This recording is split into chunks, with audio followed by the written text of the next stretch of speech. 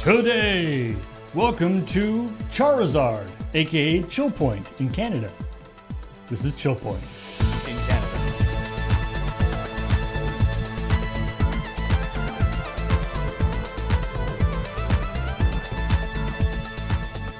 I'm pretty pleased, in fact, that it didn't take long for me to invent a new piece of bullshit that I get to repeat on a regular basis. I like it. Yeah. I like the idea that And it was our entirely own- intentional. I was going to run out of stuff to do with Sonic's 35th anniversary anyway, so yeah, it's kind of like nice to be like, oh, here's another thing. And the thing is I'm not going to, this is not a common screw up, the Dragonite Charizard thing. Mm-hmm.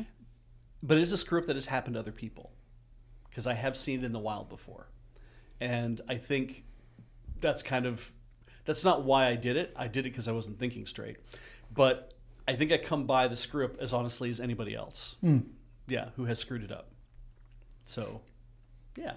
I have seen many people ask what then is the Canadian Charizard, and I don't know why that's so difficult. Yeah. Clearly, one is Dragonite and one is Charizard. Yeah. And they just flipped it. Yeah. Yeah. Again, Smarties and Rockets. Very common. Yeah, it's like, the Smarties and Rockets, they didn't flip. It's just, one's called a different thing. A whole bunch of people don't know that. Balrog and M. Bison. Yes. Yeah. And Vega, actually. All three of Right. those guys rotated, because the end character is actually Vega. Yeah. His name is not M. Bison. His name is Vega. Isn't Vega the one with the claws? Oh, They do get the one with the claws. They changed That's it. Balrog. Yeah. In Japan, the guy with the claws is Balrog. And the mask? Yeah, the guy with the claws and the mask is Balrog. The guy who is the boxer is M. Bison, because of Mike Bison. That was in the original. That was in the original Street Fighter 2. I feel like even in Japan, they probably haven't maintained that. They have not. No. Because No, because there's a point where, especially now when we have a lot of games hitting globally, they do match that stuff now. Yeah. Although Which is very weird, because it means that it's like in the Japanese language releases of all that, it's got the three of them have all traded names funny of Street Fighter 2 up to a certain point, and then they're like, well, there's 120 million of us, but there's like 500 million people who played the English version, so I guess they win.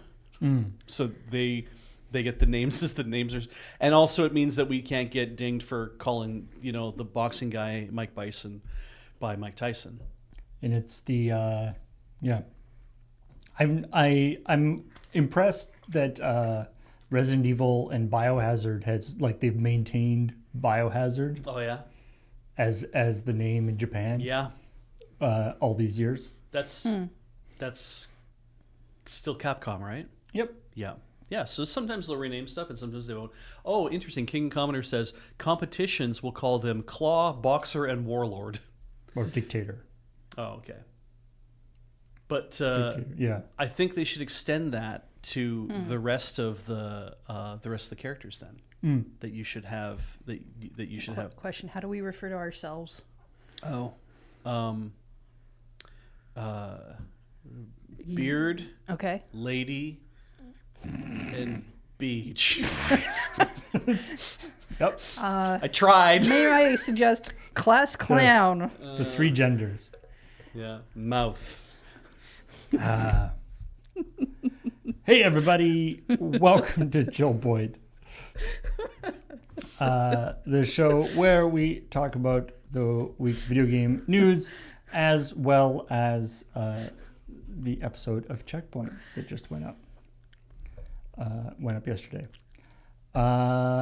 So yeah, let's get into it, because we had a full episode, starting with Bethesda. Yeah. Assuring everybody that it's all good.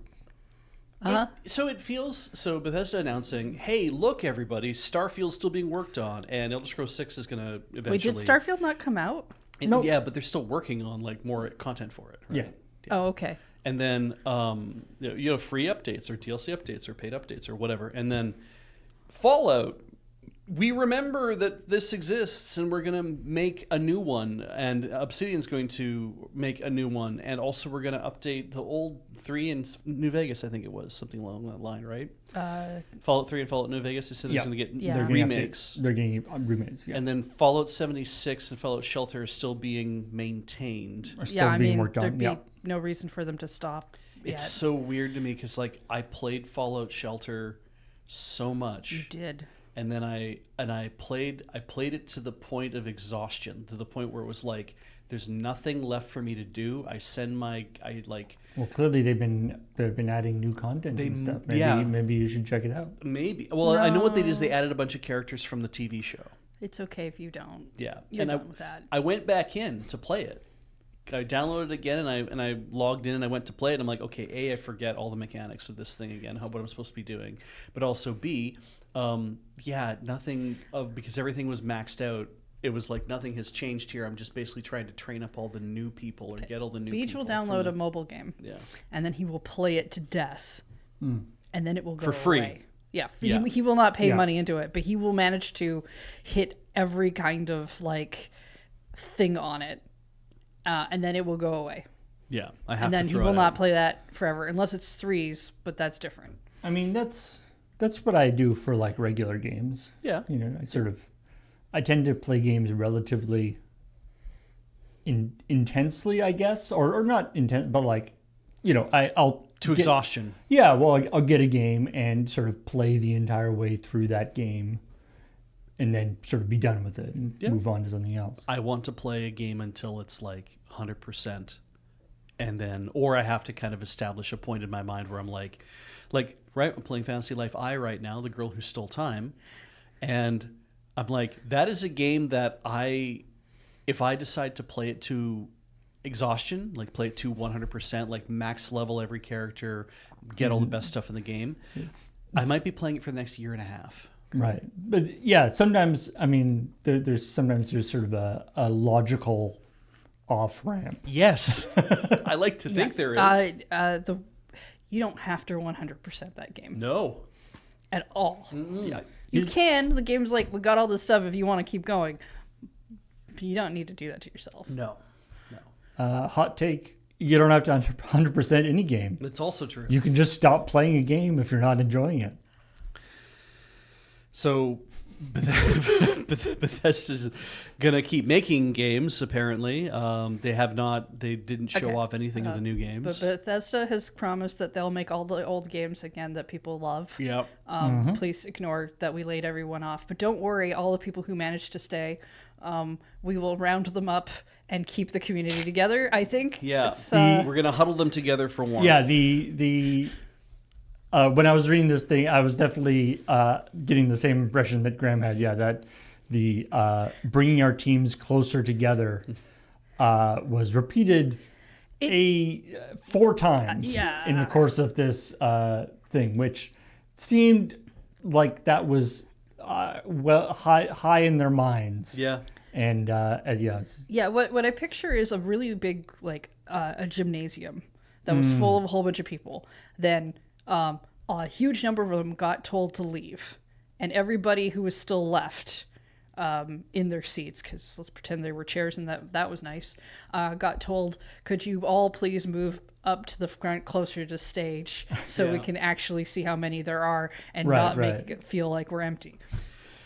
Yeah, there's you definitely get that, like, I think we were talking about this last week after, with the layoffs and everything, that like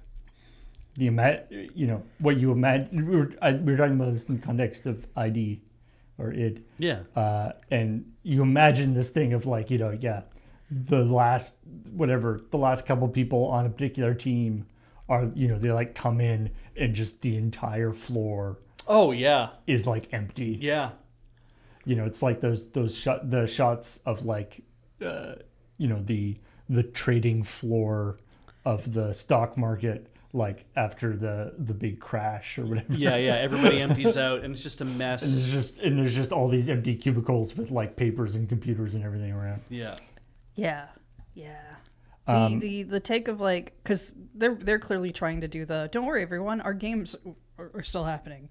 Right. Which it's funny because I believe one of those headlines was, hey, even if the game's still happening, I don't know how the heck we're going to make the game still happen. Yeah.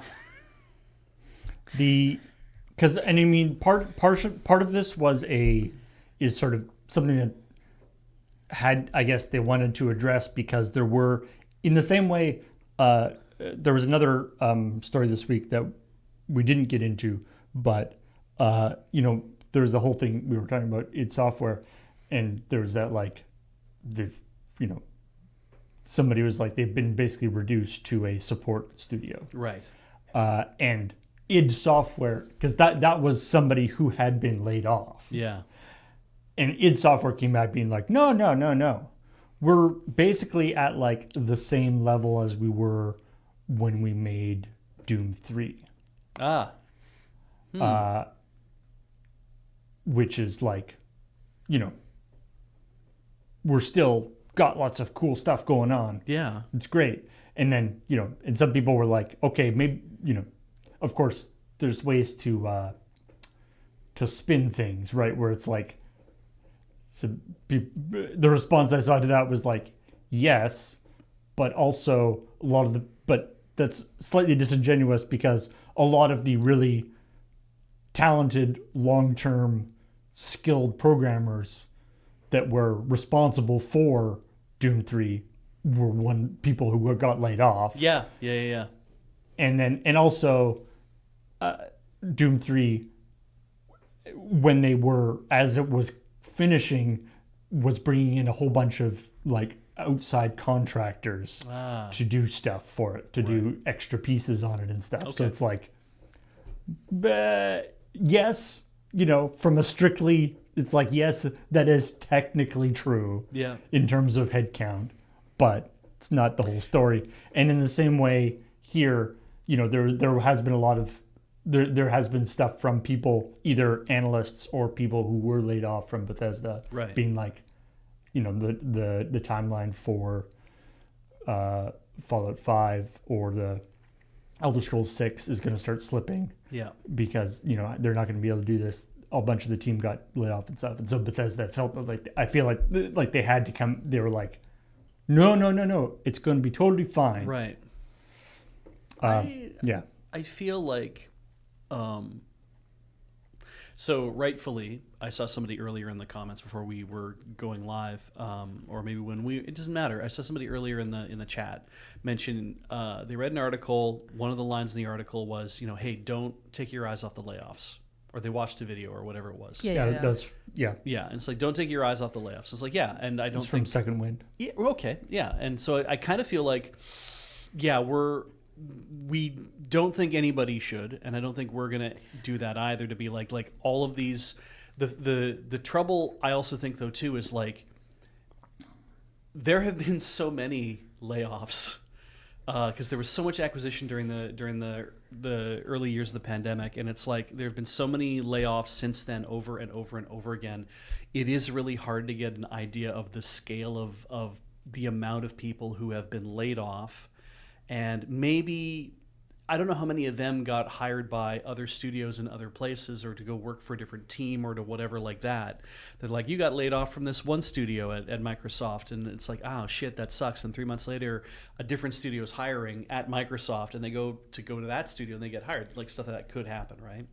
Who knows? But there's this thing of like, I have no idea how big that number is, and hearing that comment made me realize, oh yeah, it is hard to, over time, to try to track that idea of how many people have been laid off and how many people have been brought on and laid off, and like how cyclical that gets. And it's true, yeah.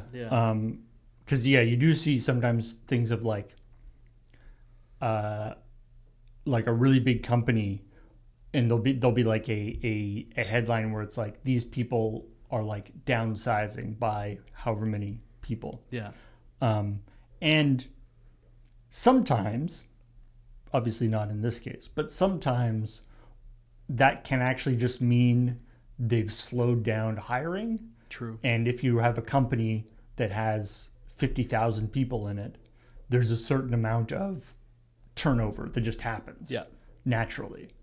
And so if you're, if you have a certain number of people leaving and you're hiring less people, then you have decreased your workforce by X amount. Yeah. That's not what this was, obviously.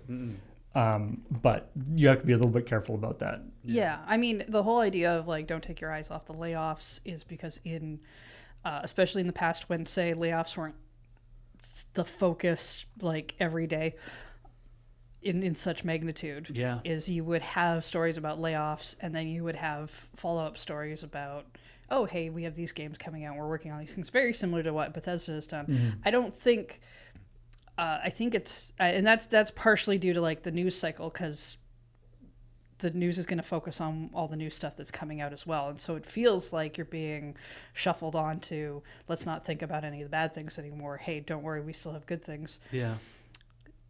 When the layoffs keep happening, I think it's gonna be like hard for it to just be like, oh, but don't worry, that video game's coming out. Like that, yeah. Like the part where in the beginning, right? It says where we like, 1,600 people have been laid off, right? And we know that was that we changed that line. I went in there and changed that because I saw you guys had the conversation about that. It's like 3,200 people have not been laid off from Xbox and all their subsidiary studios yet 1,600 people are getting laid off, and there will be another 1,600 coming, and they've already let us all know that. Yeah. And so it's like, you can't say that 3,200 people have been laid off, because something amazing could happen, and they could just decide that's like, oh shit, we have to keep this other 1,600 people, like the last minute reprieve from the governor kind of thing, right? But it's like, yeah, we have to. And that, to me, what that also says is you can announce all the great shit that you want the day after everyone starts talking, or the week after everybody starts talking about your massive layoffs. It doesn't matter. We know what's coming. Like, we also know that you're saying, oh, well, hey, we're going to have this game come out. And it's like, you're not going to have that game come out fast enough to distract from 1,600 more people getting laid off from Xbox and all subsidiary studios. There's just no way you can accomplish that, because you've had years to work on Elder Scrolls 6 that hasn't come out yet. You've had years to work on all these other things, and I mean, and they're not out yet. So to be honest, if there are people who are like, cool, well, I just want to talk about this video game and this whatever thing, they were going to do that regardless. Absolutely. And to we be honest, will also do that. Being reminded, okay, if every day I got a notification on my phone that was like, hey, don't take your eyes off the layoffs, they're happening, there would come a point where I would throw my phone in the sea, because to constantly get that barrage of news kills you. Yeah. I mean, there's a reason why why for a long time, when we would reference Ubisoft in a video, why a lot of the time we'd be pointing out all the sexual harassment stuff that the C-suite was accused of, and a lot of people there. It's because it's like, we also want to point out, don't forget this happened, right? And for as long as we can kind of maintain that velocity, it's like, you want to be able to say, hey, don't forget, this studio, which is doing a thing, also was accused of all this. And let's talk about that. You remember that now, and let's talk about the thing that's going on at their company. Yeah. But I mean, I will say, strictly from the point of view of sort of what you can expect to see from ChillPoint in the future. There is certainly a balance we have to we have to figure out in terms of, it is still fundamentally an entertainment show, right? And so, for a long time, obviously we would sort of deliberately not do stories about layoffs on ChillPoint. And it's only in the last, well, I mean, it's been a number of years now, but in some, partially it's because they have been harder and harder to ignore. But also, we try, we try to have some interesting take on it, or some comedy aspect to it, we're usually making fun of the person doing the layoffs now, which is at least an angle, because I know part of that was like, we don't want to make fun of people losing their jobs. Certainly, yeah. Right? Like, and the idea of just sort of reporting that these people got laid off, while it's important to sort of have that be recorded. Yeah. ChillPoint isn't necessarily the place for that. Where we sort of thrive is this combination of, when these layoffs happen, but then there's this sort of ridiculous attempt to either justify it or minimize it or cover for it in some way, Or not acknowledge it. or that sort of results in a situation that we can get some traction in. Yeah. In terms of seeing the silliness of it. Yeah. So what I'm trying to say here is that just because we don't talk about a particular layoff thing doesn't mean that that's not important. Mm-hmm. It just means that we couldn't find anything funny to say about it. What I think too, though, is like is interesting is, and maybe it's because I've kind of recalibrated how I take in a game announcement. Is that as Graham pointed out, he's like, you announced a new game and you didn't even show us anything from. You didn't even put like you didn't put the barest of work into saying, oh, we're going to do at least. When Nintendo announced Metroid Prime 4 when they shouldn't have, they put up a fucking logo. It really feels like that was the bare minimum of what you get. And maybe, sure, I didn't look to see if Bethesda put up a Fallout and slammed a 5 next to it or whatever, or any of that stuff. Probably not. But I mean, we know that they, oh, hey, we're working on a new Fallout. Yeah. Is kind of like, oh, hey, Nintendo's working on a new Zelda. Really? You don't say. Yeah, exactly, right? So it's funny to me that that the position they took was, hey, let's talk about all the stuff that's coming. Please believe in how great this is going to be. And it's like you're saying things. I've gotten to the point now with, at least, if I see something at a direct, like at a Nintendo Direct or at a partner showcase or anything like that, it's like, oh, that's when I know that game is coming. And I mean, Silksong got into a direct and it came like 3 more fucking years before it came out. I mean, but we saw that a game was operational. I don't really. Yeah, I'm still down on teasers for teasers. Yeah. No, I'm very mid on just a teaser. Yeah. Because the teaser doesn't really generally the tell you logo anything. for the game. Yeah. My level of hype for video games is like, oh, okay, neat. That's a thing that's happening. Yeah. And then at some point they'll be like, no, we have a trailer now. And I'm like, okay, is there a date? Okay, well then I don't care. And then at some point someone will be like, hey, this game's coming out in 2029. I'm like, great. I hope you talk about it in 2029 when I care. Yeah. I just...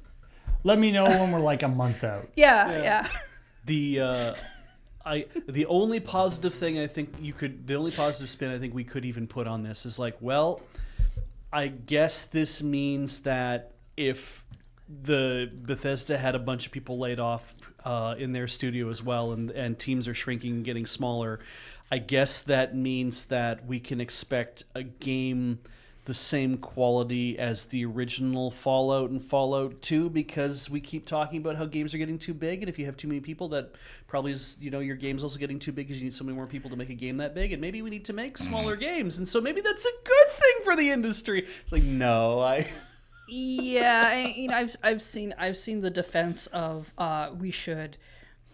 These are not my words. I want that very clear. Yeah. But I've seen this defense. We should herald the fact that these companies are destroying themselves because the teams that made them great no longer work there anyway, and so they should be wiped from the face of the planet. Yeah, I don't believe that. I have seen that take in genuine honesty. That's a very strange take to take. There's a very strong. I mean, there's a very strong push. I'm sure that when you're a creator and you've made something, like the first time you make something, brand new IP, like brand new thoughts off the top of your head, it's like, I've made this thing, and then you put it into the world, and people react really well to it, and they get behind it, and they want to, you know, buy whatever, they want to be involved with it somehow, they want to engage with the thing. You're like, oh, that was cool. Let's make a sequel, right? Let's make the follow-up to this that's even better. Let's fix some problems, or let's just make more of this, like, you know, a TV series or a movie, right? So you make more of it, and you're like, yeah, this is fun, this is great, let's do more of that. And then after that point is, I think, largely when a lot of those creators are like, okay, but now I've made 2 of them. It's I think Yahtzee did a thing about this. He's talked about it in a couple of reviews and stuff, saying that like it is a pretty common trope or it's a pretty common thing that the second game in a franchise will be like the best. Yeah. It's like the first game, great idea, stuff, whatever teething problems. And the second game is like great and it's where they could fix a lot of things. Fixes all the problems and stuff. They add in extra things that they didn't have time for the first time around, or new things that they've thought of. Yeah. But then by the third game, they're like, well, now what else can we do? Mm-hmm. And it starts, often it starts getting weird or starts getting going too different or too I remember too stuck. Well, I remember back in the day, like with id, right, with they make Wolfenstein, and they make like a whole series of episodes for Wolfenstein, but then they release Doom, and Doom itself is the same kind of it's a shareware hit, and there's like episodes of that you buy as the whole thing, and then they make Doom 2. So it's like, okay, we've done that, and everyone's like, Doom 3, Doom 3, Doom 3. Quake! What's this? It's like, why didn't you just call it Doom 3? It's like, no, it's a new thing. It's a new idea. It's a departure. It's like, it's not that big a departure. The joke is that like Valve can't make a third game. Yeah. And so the thing is like Quake gets made, and then Quake 2 gets made, and then it's like Quake 3 Arena comes out, and everyone's like, oh shit, they made it. And it took like a while before they got to Doom 3. But there was that thing for a while where it felt like, you get a newer, better thing, or do you want to move on to something different? I'm like, well, I imagine that, when you're caught in like a multi-year cycle of we're making Doom. No, dude, no. We're making Doom 2 now, dude. Oh shit, I thought we were still making Doom. It's like, no, it just feels like we're making Doom over and over and over again. I feel like I see it, well, I mean, and maybe I see it more in TV and books because video games take so much longer to make. And maybe I'm not in the franchises where there's a lot of them to look at. But there's that point where you're watching a TV series, that first season hits, and you're like, wow, that was really good, new, fresh, whatever. Second season hits, and first season like really took off, which is why they get to make their second season. Second season hits, and you're like, yeah, you can still see the fresh ideas that they're having, the more exploring that's going on. And you really like season 2 because now you've already done away with all the setup of having to meet these characters and learn these characters. You already know them. Now you can just go into the stories and all the meat of it, and it's really great. And then season 3 happens, and it's still pretty good. And there's some point, and I find season 5 is definitely a huge cutoff for some of these, where it's like, oh, they finished their story. Yeah. They figured it out. Season 6 happening. That's weird. They finally wrapped up this thing. They did whatever, and season 6 starts, and you're like, oh, what are we going to do here? Oh, I see. This was so popular. You got money. You were told you had to keep making more, and now you're like... That's definitely. I think that's like maybe more of a TV show problem, but like that thing. Just because it's like you get so much more made like quickly, right? And the TV show thing of like we've tied up all the loose ends. Everybody's happy. The end.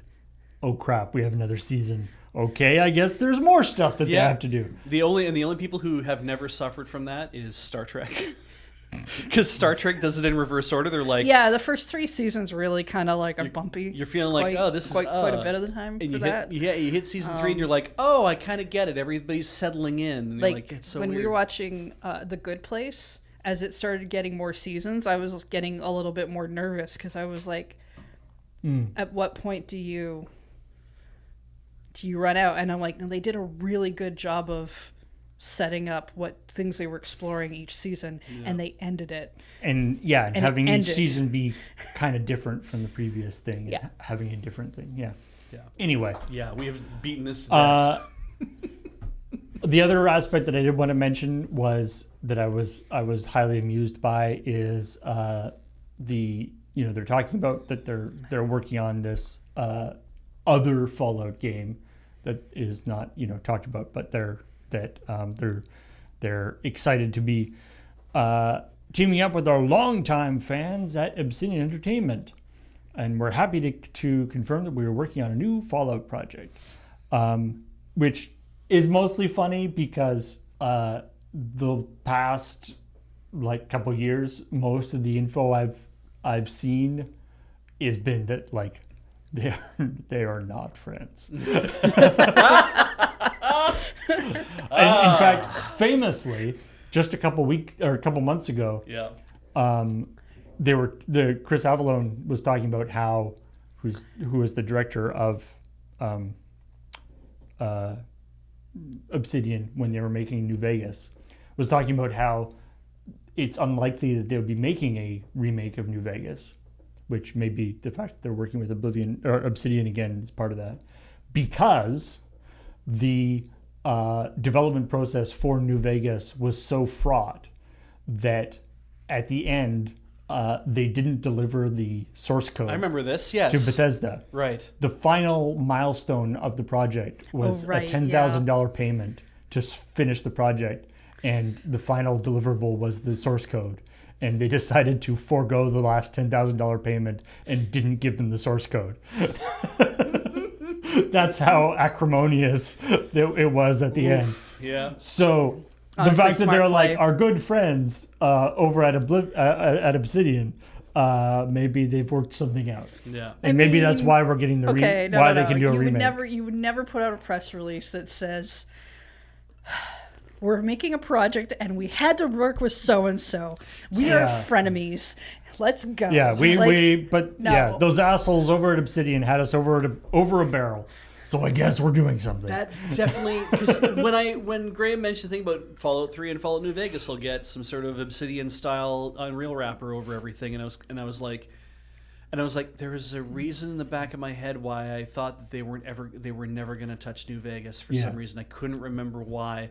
And you mentioning that, I'm like, oh yeah, that makes sense. It's probably a trade. So Chris Avallone doesn't work for Obsidian anymore. Mm-hmm. So he's very much in the I can postulate everything I want. A random guy who people ask about video stuff because he used to be involved in it. Yeah. So, he didn't know what was going on behind the scenes. That was just his speculation. Makes sense. So who knows? And we don't. Presumably, Obsidian has the source code stuff for New Vegas, so maybe that's part of the reason why they're working together again. Yeah. Anyway, it's kind of funny. But it's not like you ever see a press release that's like, we're upset to announce that we have to work with so and so. Yeah. I mean, that would be pretty funny. It would be. Yeah. They're not gonna do it. These dicks. It would be really funny if they actually took a more adversarial approach where both sides were like, we don't like each other, right? Yeah. Should we just make that apparent in the press release? Yeah. Yeah. Yeah, you're right. Actually, we should. Let's do that. Look, it's just like the press release is just like, look, sometimes good things come out of relationships that are kind of tumultuous. Mm-hmm. So that's what we're going to try here. Anyway, let's move on to tariffs from Nintendo. Well, the tariffs are technically not from Nintendo. No, sorry, yes. Tariffs and Nintendo, I guess I should say. Fair warning, once after you're done introducing what's going on here, I'm going to have comments and probably opinions. Be just going to talk for quite a bit. I'm going to talk for a bit. Nobody told me I was supposed to have an opinion. Anyway.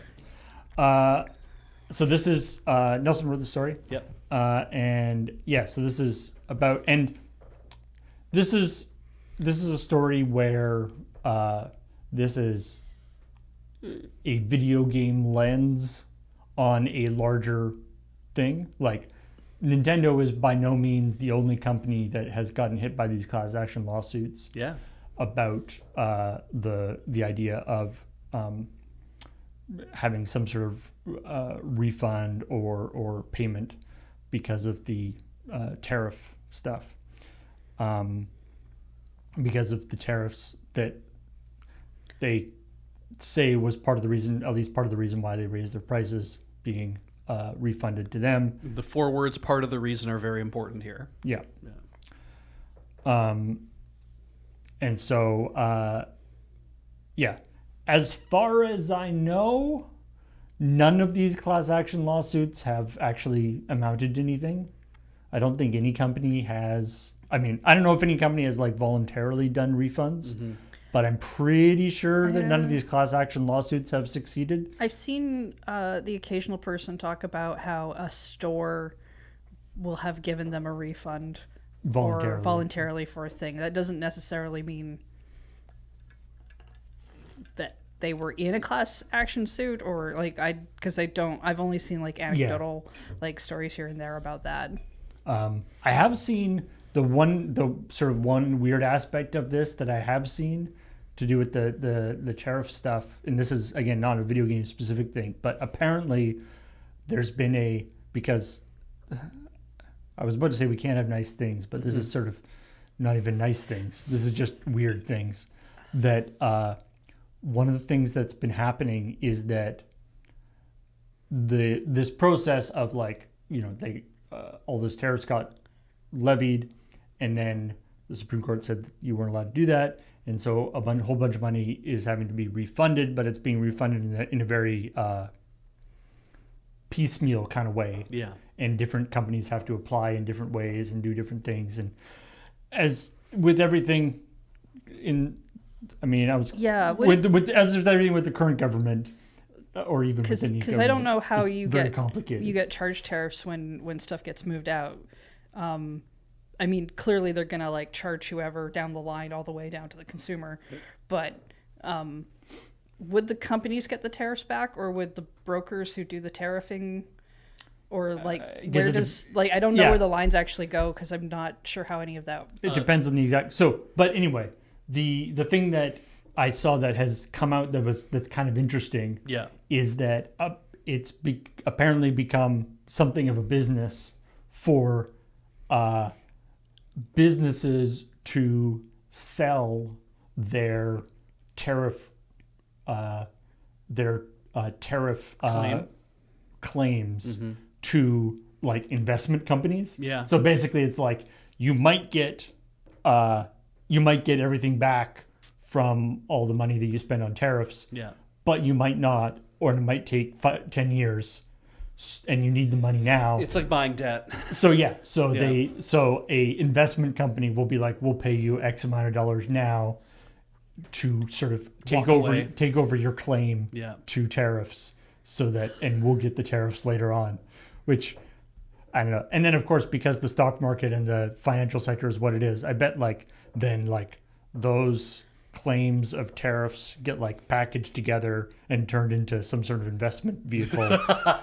and then people can like turn that into a derivative and invest in that, and or bet against it maybe, because the tariffs will have a certain amount, it's like, oh, if it's a tariff in 10 years, then we'll get this much. If in 5 years, we'll get this much and this stuff. All right. Until nobody understands what's going on, and the it story all falls is apart again. Some people tried to two people wanted to take Nintendo to court because Nintendo raised prices on the Switch 1 and their controllers and some other stuff to get refunds for prices going up due to tariffs.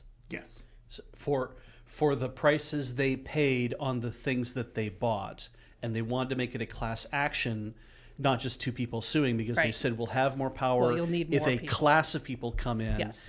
And then we can together make the case that money is owed us, is owed all of us, and that means it's a lot. You can hire better lawyers. You can stick it to. In this particular story is Nintendo responding to that, requesting the case be dismissed. All right, we have laid that all at your. All right, story has been laid out. Yeah. Shall we cede the floor to Beach for like the next 5 minutes?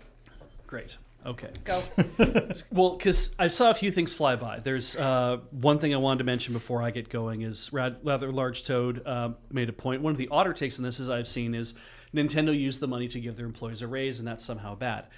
So let's start from. I didn't think that was part of that. I thought that was separate. Well, that's the thing, is that if someone is making a case or a claim or just their take is that, oh, but the money they made off the tariffs that they're getting back, they're just going to use that to pay their employees more, because recently Nintendo said that all of their employees, or a cohort of their employees, was it every employee? I don't know. I don't know who Employees in Japan. Right.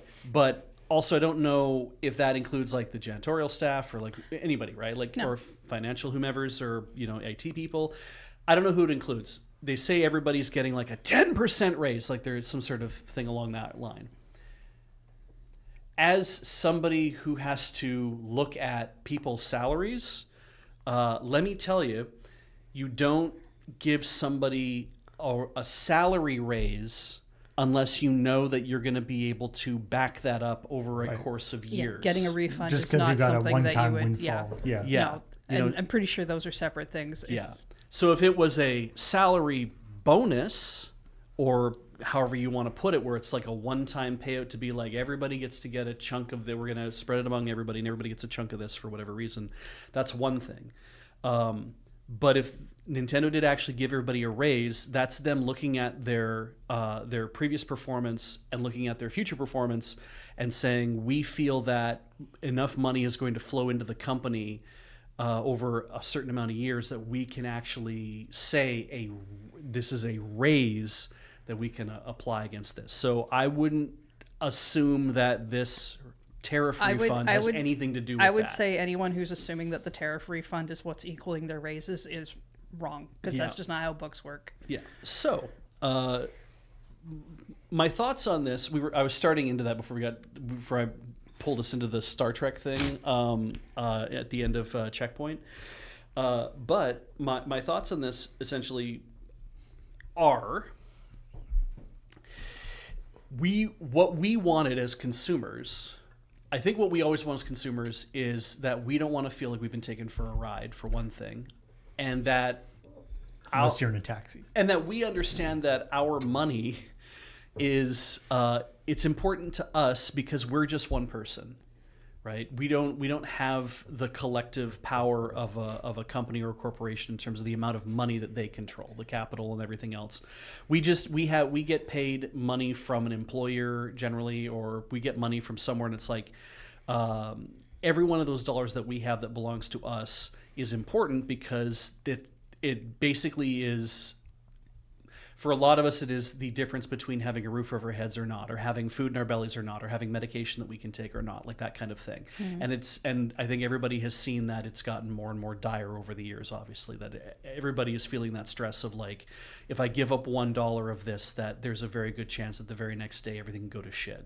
There's that famous thing of no one is 3 months away from becoming a multimillionaire unless you win the lottery, but everybody is 3 months away from living on the street. That kind of idea. So if you have that kind of pessimistic or / realistic, I don't know, but if you have that outlook on your life, you're going to feel like every time you spend $20 extra on a luxury good, you still feel like, man, that $20 on over the $500 or $600 I paid, that $20 that I paid on top of that does sting a tiny bit. Even though it's like, people make that case of like, oh, well, if you had millions of dollars, you would never feel it when you make a $10,000 purchase, right? So who cares if it's $12,000? You'd be like, right, that's fair, whatever, because it's all about relative nature.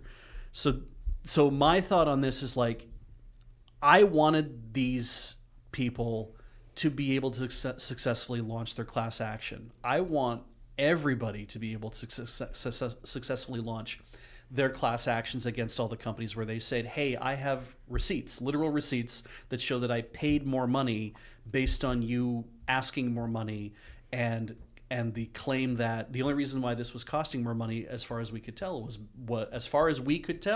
was because massive tariffs. You know, the massive amount of money was put up in like as like you had to now raise the prices of everything, because that's what happens. Tariffs gets passed on to the consumer. So I think we all wanted this to go forward from the point of view of, yeah, I would rather get to keep my $20.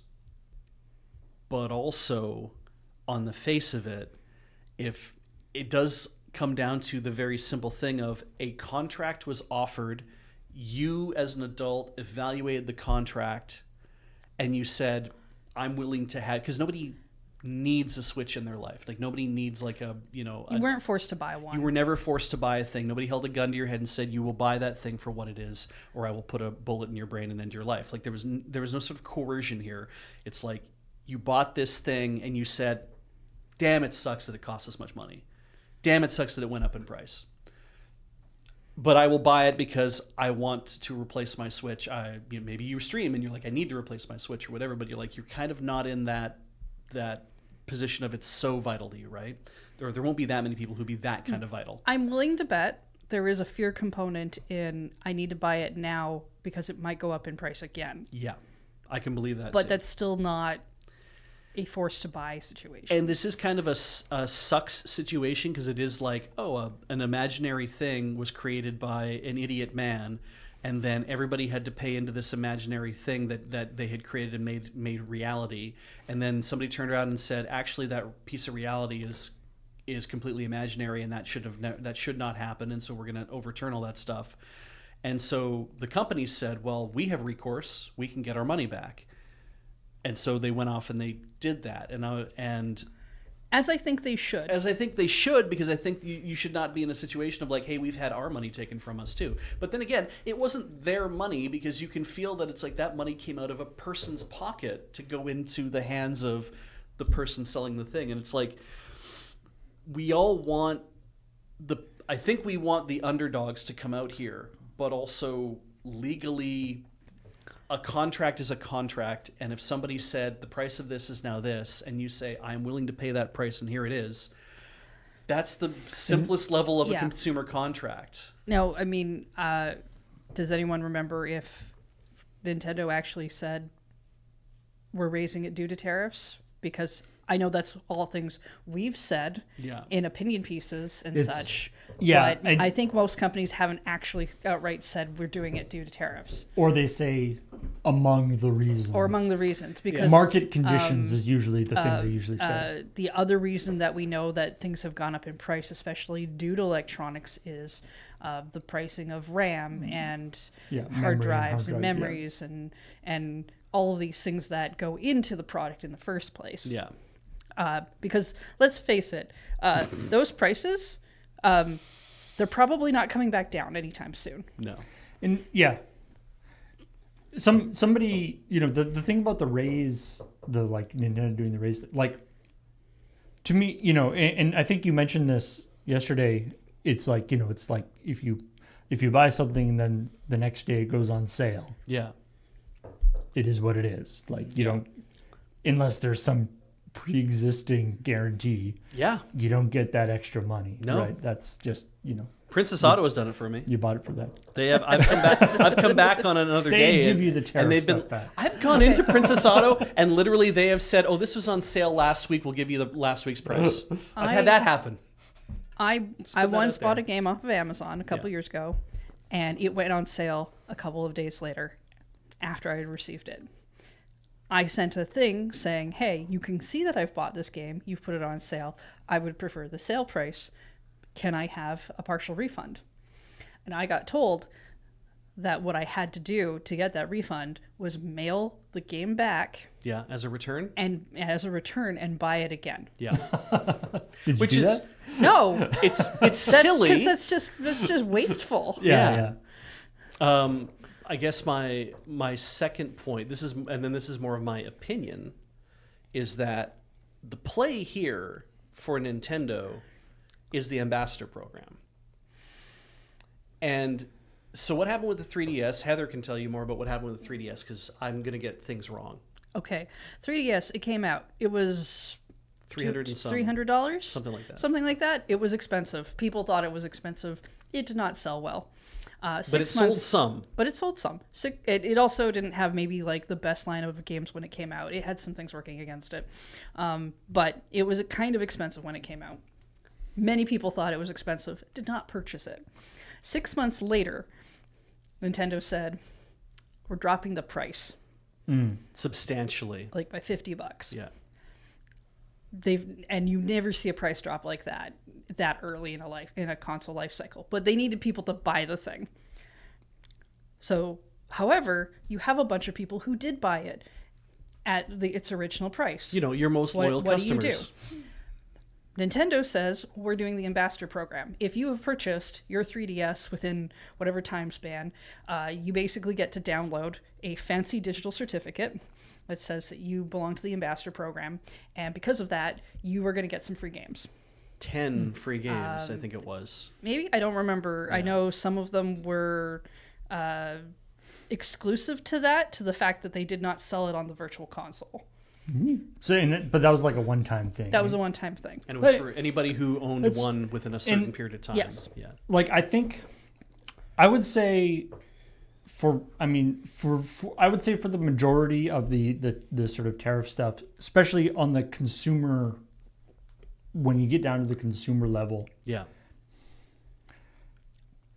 Practically, I just don't think it's going to be like. Yeah, I agree. It's just going through, and it's like we have to send out hundreds of thousands of like $20 things to everybody. It's just it's just like no company is going to spend that much effort to do that. My counter argument to that is the Loblaw bread settlement. So, if no company is going to do that voluntarily, that's what I mean. If you, there's obviously all sorts of class action lawsuits that happen, and people have to do that. I do think if Nintendo was going to reverse their pricing on those items, people would maybe have more of a leg to stand on in trying to be like, well, hey, you clearly did it for this reason, you did whatever. Or if they had said it was for the reasons of the tariffs or something. I think if they wanted to, they could probably do something like say, you sign into a thing, you get an account. They could do some things. They could do a free NSO year subscription. Yeah. That would not cost them really anything. They could just be like, hey, we're putting $20 of virtual currency into all of your accounts, buy a game. They could do a number of things. Yeah. They don't have to, and they're not going to. Yeah. And because they've basically said they're not going to. In reference to the thing about like they used it to give a raise to their employees and stuff. To be honest, I think that's the thing. Like, if they were, look, we just got this, what is effectively a windfall of whatever, I don't even know how much, whatever, $10 million, $50 million, whatever it is, coming into the company. I think a something, and again, this would be not something that they in any way would have to do. No, but something that would be a very positive thing that I feel like is a lot more practical than refunding the customers. Would be like, we just got this windfall of money. We are going to just split it up, give a bonus to all our employees of this amount. Yeah. I think for me personally, that would that would give a lot of goodwill. Like, I would be like, that's a really good move. That is something that I can really get behind, and I think I can respect that. Yeah. And that probably does more people more good than whatever some $5. Because that's always that thing with like there was a big class action lawsuit. Oh man, so you get like $250 if you sign up for this thing, because it's split between 100 million people. Because you always end up in a situation where the lawsuit always ends in a settlement, and they're like, "Don't worry, we got you some cash." And it's like, how much? It's like, you're going to get $3.50, and it's like, but I overpaid by 20. Or 25, so why didn't I get that back? And it's like, well, because it's a settlement. Yeah. And it was the easiest way to get out of having to have a lawsuit about. It's like, so you guys had a whole big lawsuit, and a whole bunch of you guys got paid, and we all got $3.50. Right. And I don't know why I'm going to the effort I can't even buy a cup of coffee for $3.50, right? My favorite one was the Tim Hortons class action one. Yeah. Which was that like the Tim Hortons app was accidentally sending all of your data, all of your like Oh, right. personal Yeah, data yeah. and like tracking your location. Everybody got like a free coffee or something. And everyone got like a free coffee and a donut. Yeah. So it's like Yeah, it's not yeah. even money. No. It's literally they're just selling more of their product. Yeah. Have more of our product. That's fine. We'll give it to you for free. Which costs us like 50 cents or Yeah. whatever. It is like there I agree. There's a lot of different ways that from a goodwill point of view, Nintendo could turn around and say this is what it is that we want to earmark this refund for. Of course, Nintendo has always played their business side remarkably close to the chest. Yeah. We will never know how any of that relates to each other anyway. So Not likely. Yeah, and I know that it's frustrating because again, we're down to you want the underdogs to win in a situation where where you feel like morally, legally, I don't know what we feel here, but I feel like they should get something for like everybody should get something for having been caught in this extremely shitty situation. And then you look at what the law is capable of and it's like, oh, but also this is true. So yeah, my comments, my opinions, and it's a good discussion. I like this. The last thing about the story that I wanted to mention is that the awesome picture of the ChillPoint legal team. Yes. Oh, right. Yes. Big shout outs to on the Discord. So in the script, so Nelson wrote the script. In the script, he marked that and was like, I failed to Google a picture of Gib and Bartleby in the same frame, but maybe we can get one. And I was like, oh, that's a great idea. I know that there are videos with that. Right. But I can't think of them off the top of my head, and I don't have time to go through a whole bunch of like Commodore Hustles or lives. And we can't really stage it immediately, and Yeah. And so I'm like, and so I jumped onto the Discord and I was like, hey everybody, I'm looking for this picture. It's for Gib and Bartleby to be our legal team. And obviously, if you haven't been in the Loading Rerun Discord, discord.com or discord.gg/LRR, they are awesome folks. And one of the things that they're very, very good at is finding things, tracking down particular Loading Ready Run things. And so I asked about this, and very quickly, somebody came back with a great picture from one of the Ask Master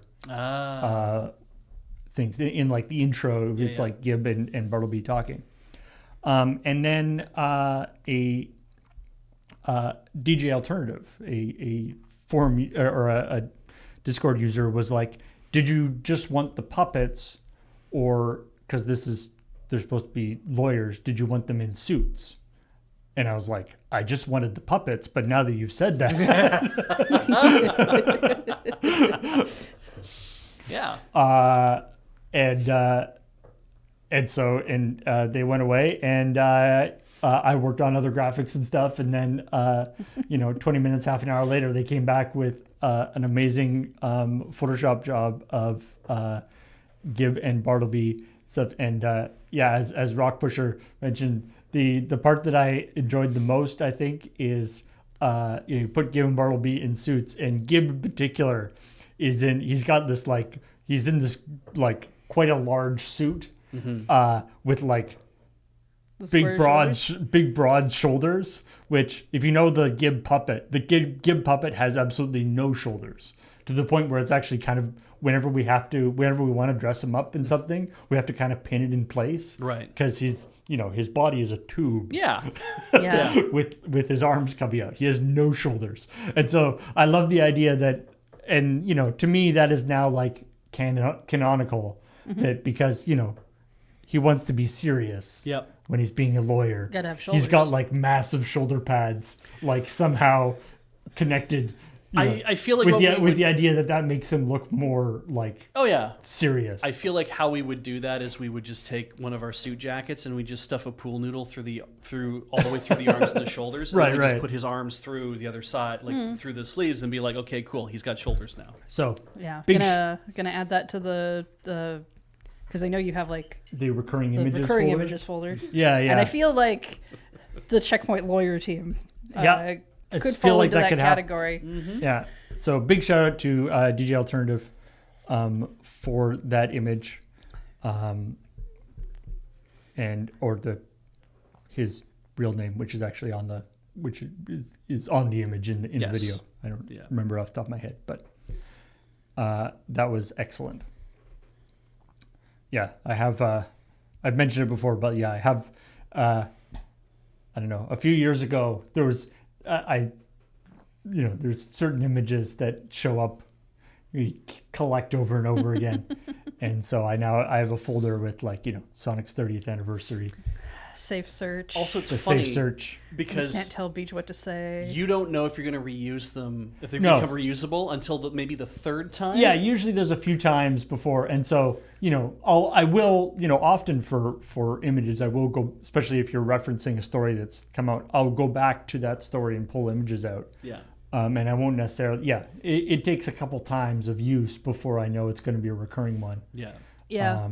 I was really surprised because I know in this episode, Graham did the no physical disc story thing again, and he was like, we reported on that a couple weeks ago, and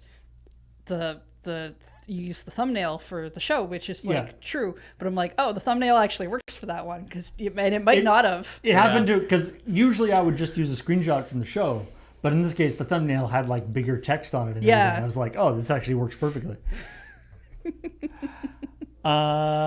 Graham talked about about that. Yes. That is the next story. Yeah.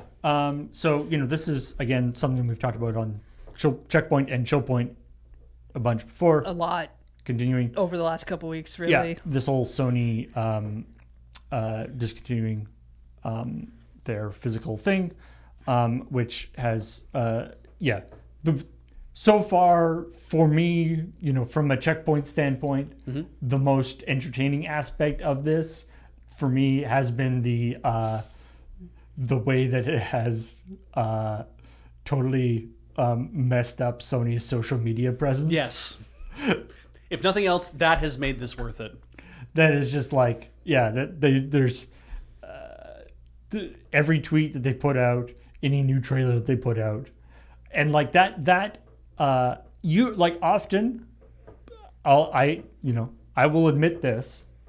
Hopefully this isn't too shocking to you, but like often when there'll be, when we need like say, there'll be a reference in the story and we'll need a graphic that's like everybody got really mad at this, and then everybody on Reddit hated this, and then you'll go to that story on Reddit and a lot of people will hate it, but then it'll be interspersed with people talking about other stuff. Oh yeah. And so for the purposes of the shoulder graphic, I will consolidate all the people who hated it together. Oh yeah. Okay. To show that in the shoulder graphic, right? So like the order that it's not just solid people hating it, or the actual thread is not just solid people hating it like it shows in the shoulder graphic, but for the purposes of illustrating that point, that's the thing. Yeah. For this one, I did not do that. I scrolled pretty far down. I could not see anybody on the YouTube video for Wolverine. Am I supposed to be shocked that you edit the photos to work with the story, or am I supposed to be shocked that you didn't have to do it this time? Could be both. But yeah, if you look at the trailer, at the Wolverine trailer, you have to scroll you have to scroll far down before anybody is even talking about Wolverine at all, other than like Wolverine would be hates physical discs or likes physical discs or something. But it's just like nobody's even insulting the trailer. Yeah. Like, it's not like people are mad at the trailer at all. No. They're not just not engaging They're just with it not whatsoever. engaging with the trailer. For at all you know, they might not even be watching the trailer. Yeah. You can leave comments without watching Although the video. people apparently don't like Wolverine's face. Yeah. He wears a mask. It's okay. Not all the time, but You could probably make him wear it all the time. So the piece of the story, this is Graham getting a little more personal, because he brings up the thing from Circana where they're like, hey, only 7 PlayStation 5 titles sold over 100,000 units. yeah.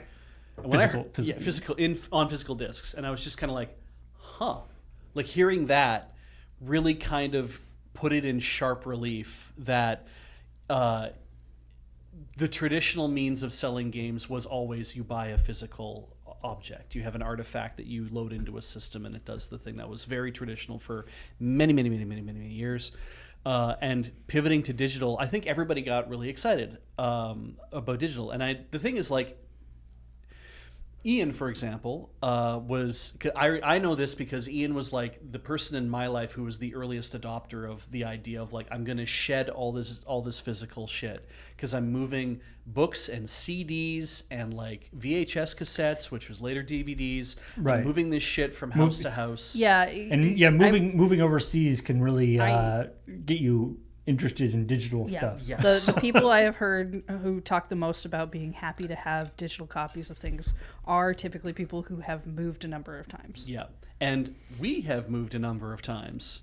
You and I, we have moved house too many times. When we moved to the island, we moved roughly once a year for the first 5 or 6 years. Yeah. And now again, we've talked about this before, and there is this sort of slightly false dichotomy of digital versus physical, when in reality, to me it's more physical versus DRM.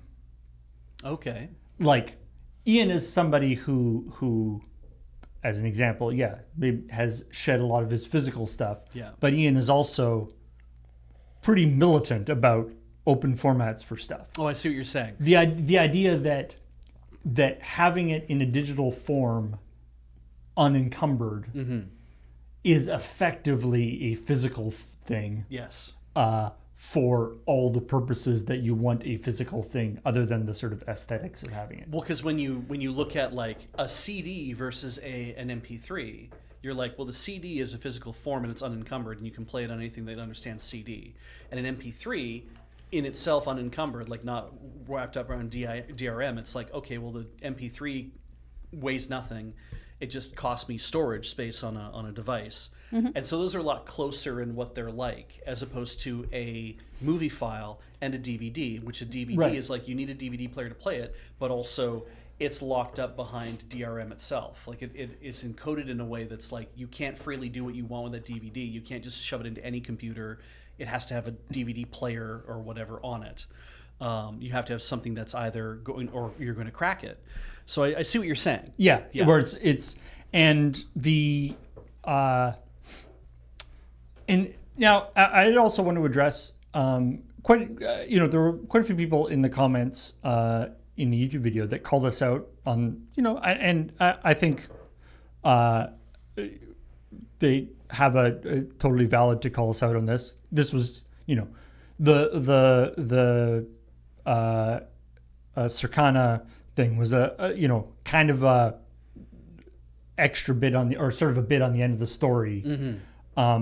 It wasn't really the focus of the story, and maybe we should have sort of delved into it a little bit more, because as a lot of people pointed out, there's all sorts of nuance to this idea that the 7 games have 100 over only 7 games what sold. markets, and also this idea that it's like, games have sold less physical copies, but there's all the things that Sony has been doing for years to discourage physical things, to erode that market, putting the having the big downloads required anyway, even if you have the physical thing, Well, I mean, all making the physical stuff. It doesn't save you storage space. You have to download from the disc onto the thing, right? On top of doing your digital downloads to update the game anyway. Yep. And also the idea that like people want the physical thing, but sometimes it's just not available. Like if you didn't pre-order it, it's not available. Yeah. So it's, and I think those are that's a valid criticism of those numbers in a certain way. Yep. But to me, the point of those numbers and sort of the point of is like if Sony, if people were buying with all the stuff that Sony has done, yep, which fully admitting that Sony has been doing all sorts of stuff to discourage stuff. If with all of that, people were still buying tons of physical things, yeah, this wouldn't be happening. Like Sony wouldn't be discontinuing the physical stuff, I don't think. But the point is that for Sony, physical stuff, and for anybody, physical stuff is a pain in the butt. Yeah, it's very expensive to produce, to the logistics of actually transporting it to people. Yep. The difficulty of locking in that, like, once you're burning the discs, then you can't update it anymore. Or if you're updating it, then that sort of defeated most of the purpose of having it in the physical form in the first place. There's all sorts of reasons why Sony doesn't want the physical thing. Yep. And then why won't they make the digital version cheaper? Because they want to have money too. Yeah. Yeah. Like I just saw somebody say that Nintendo's slapping $10 extra onto their physical purchases, which is true and not true depending on how you read the press release they put out, which was a very bland way to write their press release. But a lot of games that are physical, it's not all of them are like suddenly going up to $80 or whatever. They are whatever the physical price would have been, and the digital one is like $10 cheaper. Right. Now, yeah, I have seen the proposition, and I don't know if this is backed up by numbers, but the idea that basically, with there's all the controversy about game prices, going up and the cost of development going up and all this kind of stuff. Yep. And that basically the transition from physical to digital is one of the ways that video game companies have actually been hiding that cost for the past 10 years, basically. Right. Is that they've been making more per game for a while because of the physical stuff, or because of going over to digital, they make more money on the games. But that has been kind of offset, but because they're spending more money on the games and their inflation and all this kind of stuff, and so they don't want to. They haven't been lowering the prices on games because, frankly, because they could get away with it. Yeah. But that's been sort of partially compensated. But anyway, the point being that Sony doesn't want the physical, there's all sorts of reasons why Sony doesn't want physical stuff. They've been basically trying to do this. Yes. And they're at the point now where they think they can get away with it. Yeah. Which basically proves that the time. Sorry, you should finish. So they're at the point now where people saying that's like, well, yeah, the number of physical games they've sold has gone way down. Mm-hmm. That's because they haven't made enough available and they're making us do all this stuff. And it's like, yeah, that's the point. They've been trying to do this, and as they're doing, presumably they have seen that the overall amount of games they're selling hasn't gone down that much. Mm-hmm. So they're like, okay, we can, so the percentage of, the more we push this, the percentage of digital games is going up and up and up. And now it's at the point where the physical games is low enough that we can drop it completely. So it's like, it's not that they suddenly looked at their balance sheet and were like, oh, why don't we just do this? Like, this is the goal has been this, and now they're at that point, and they're like, yes, excellent, let's do it. Heather pointed out a piece of information to me a week or so ago, I think, that was how many disc-based PlayStation 5s did they sell versus how many discless PlayStation 5s did they sell? And you said it was something along the lines of 85% of all PlayStation 5s in the market are disc in bearing. The article that I found was from 2024. Yes. Because that was the closest thing I could find that had any kind of number to it. Said that it was like 85%. Right. And so even if that dropped to like 70%, right, that's still a majority, because I know that they had done refreshes and whatnot. Yeah, and I know part of it's going to be that they had diskless systems and disk systems, and at launch of a system, you're just trying to get whatever you can get to. Yeah, and they released the component that's like, if you have a diskless system, you can buy this component, you can basically jam the thing in and plug it in, and boom, you've got your disk system.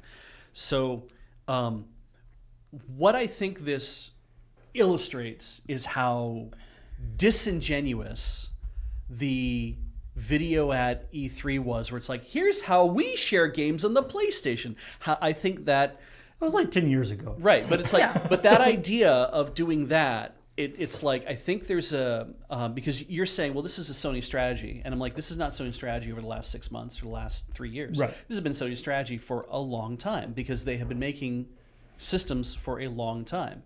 And I think it's fair to say that 10 years ago, even if they were like, this is how we're going to do this, the whole point of that was to dunk, right? It was to dunk on Xbox. That's the whole reason they did it, was to basically say, we have another thing that we can do, the very sarcastic thing we can do, that will ensure that we will win on this next console generation.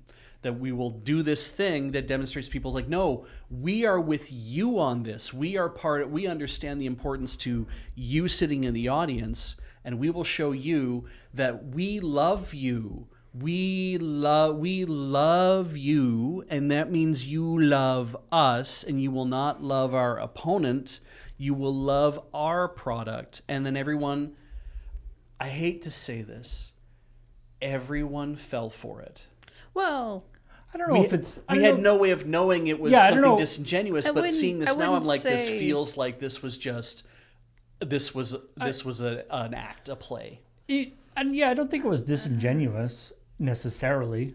Like, the company, the priorities changed over time, and I don't think that it was necessary that they were lying back then. No, it's well, and that part of that, to me, it was more to do with the whole like, ooh, the console that's winning, constant talk that would happen around, because I think that was around an E3 event too, or at least because Xbox would have told people about the new digital age that we're all going to love, that they didn't, because like at the same time we also had Sony is famous for not wanting to do crossplay with other systems. Yeah. And so we did have for a while, Nintendo and Xbox are best friends because look, their games will crossplay with each other. Yeah.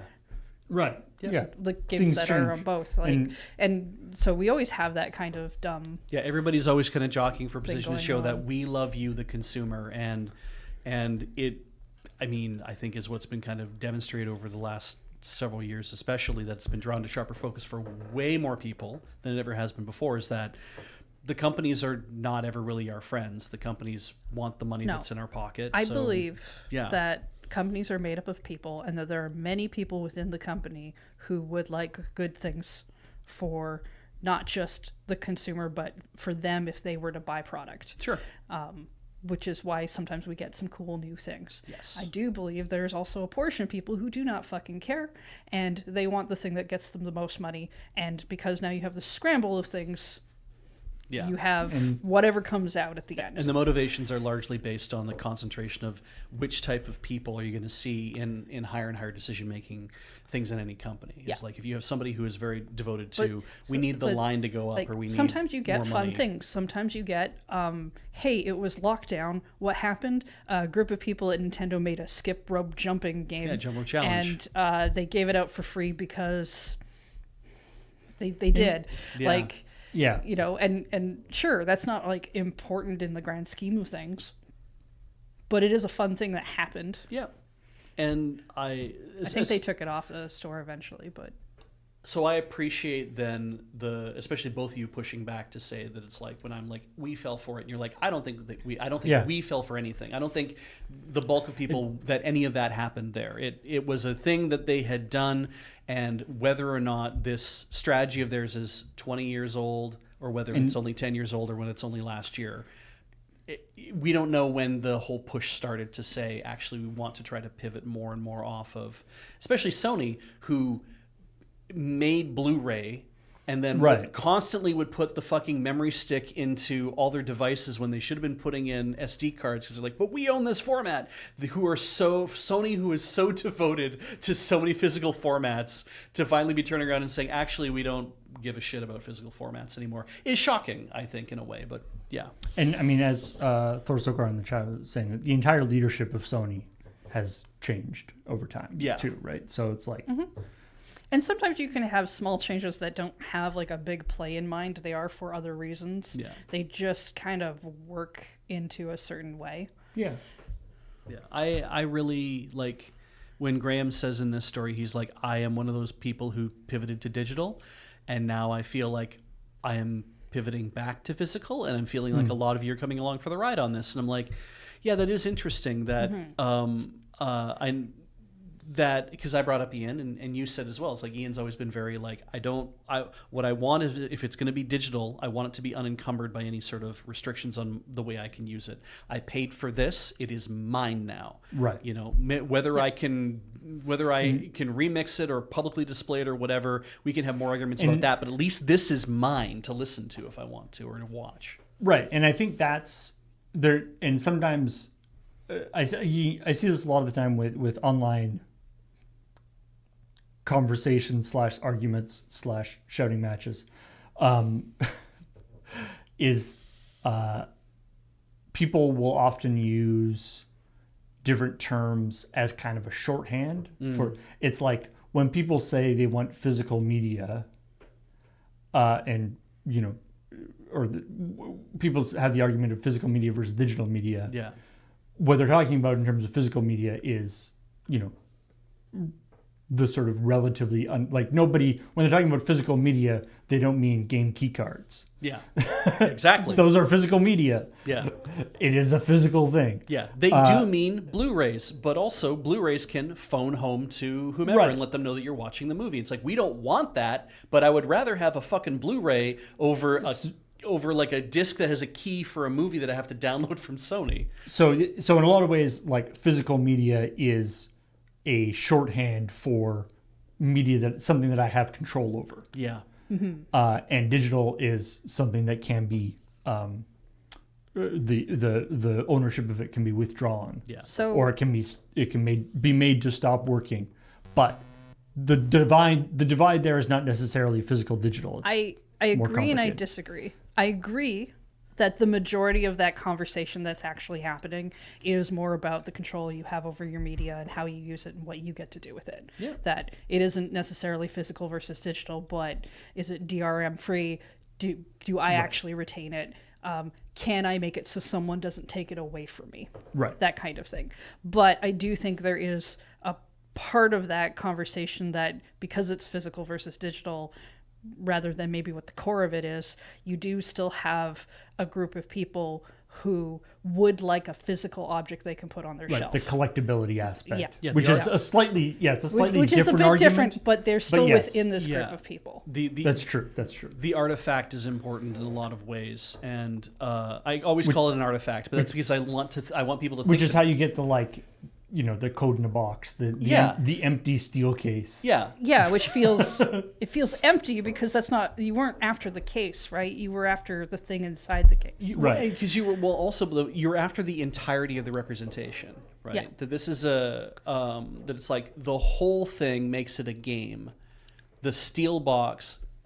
Heather bought me a wonderful thing years ago. I've bought you many wonderful things. You'll have to be more specific. Yes. One time. But this specific thing I'm about to talk about, she bought me the Cowboy Bebop Perfect Sessions box.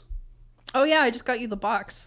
Somehow you went on eBay and found just the box from the Cowboy Bebop DVD set, the Perfect Sessions DVD set, which I'd want to buy for myself, but it was like $200. And I didn't buy that because I'm like, I'm not spending $200 on that. I have spent lots of money on lots of box sets from Bandai Visual before, and it's like, I can't find it anywhere. It's out of print, whatever. She goes on eBay and she finds it and gives it to me for my birthday. It is an empty box. All of them are individually numbered. I flip it over. This has no individual number printed on it anywhere. Like there's no sort of 1 of 1,000 or anything else like that. It has the space for it. Everything on the box is spelled correctly. Everything about the box is the same as other Bandai Visual boxes I have in my house. Pretty They're all sure it's same a construction. display case for a store that Or an was- art prototype. or a prototype Or something. something. And I was like, what is this? Where did you get this? I don't understand what this is. And I'm like, this is great. The artifact itself, I'm like, this is great.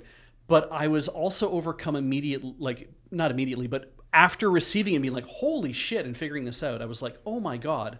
But then I was like, but it is ultimately empty. It is just a box. Well, you had the DVDs already. Which is why I have the Cowboy Bebop I would have gotten you the DVDs. Dolby if Digital they weren't gonna have 5.1 those, release too. of all Cowboy Bebop because I got those cheaper than the original DVDs. They had a second DVD printing they did later, and those go in the box perfectly. And I'm like, this now represents a better than Perfect Sessions version of Perfect Sessions because it is actually the improved version of the thing. But it is the artifact is the entirety of it on sitting on my shelf now, and I think that's what's more important. This is not the first empty box I've gotten him. That's made him very happy. Yeah. The troll move is, of course, they do that. They make the cool box set, and then they do the re-release, but the new DVDs don't fit in the box. Yeah. Yeah, that's stupid. I love. I saw actually just like a video thumbnail the other day. I didn't even watch the video, but it was just like the worst box set ever or something, and it was the one that I know Matt Wiggins also has is you see somebody's shelf with The Simpsons, which is like I think it's season 9 or something of The Simpsons is in this weird plastic clamshell that's different from every other season. It infuriates people so much. And that is a thing about artifact collecting where it's like when everything's meant to be a set that you realize it's like, oh, I bought all these things, but then this one is different. They did it to Monk as well, which is very funny. They've done it with a lot of manga where like... or they have like a drawing on the spine and then they just stop. And so that kind of thing, it's like when it comes to video games, I'm like, it's all... Anybody who's grown up in that era, I think we've all kind of evolved a sensibility about this. And I think, you're right, that it's like what we want is... We want the thing that is not just the representation of that thing. What we want is the thing itself. We want it to be the artifact in its entirety, which means that if it's a game, yes, I want all the special edition, whatever maybe that goes with it, or maybe I just want the steelbook with it or whatever. But ultimately, I bought the fucking game and I want the game. Well, I mean, it's why I think collectible, like collector editions of games, where it comes with that stuff, should be basically everything without the game. Yeah. Because you could because most of the time they just come with a fairly normal version of the game or a steelbook case, and because they sell out so hard, you probably already just bought the game anyway. Of course, when Limited Run had tried to do we'll do all the stuff, but then the game is just a code. People do not like that. No, because that's not a game, right? That's which is weird. But they're like, we assume you already have the game, so we'll just do a code. We'll just give you a code instead. But like that was also because it's limited run, and so you expect them to do whatever. That was also not from their actual limited run number set, because that was a decision from whoever they were making the thing for.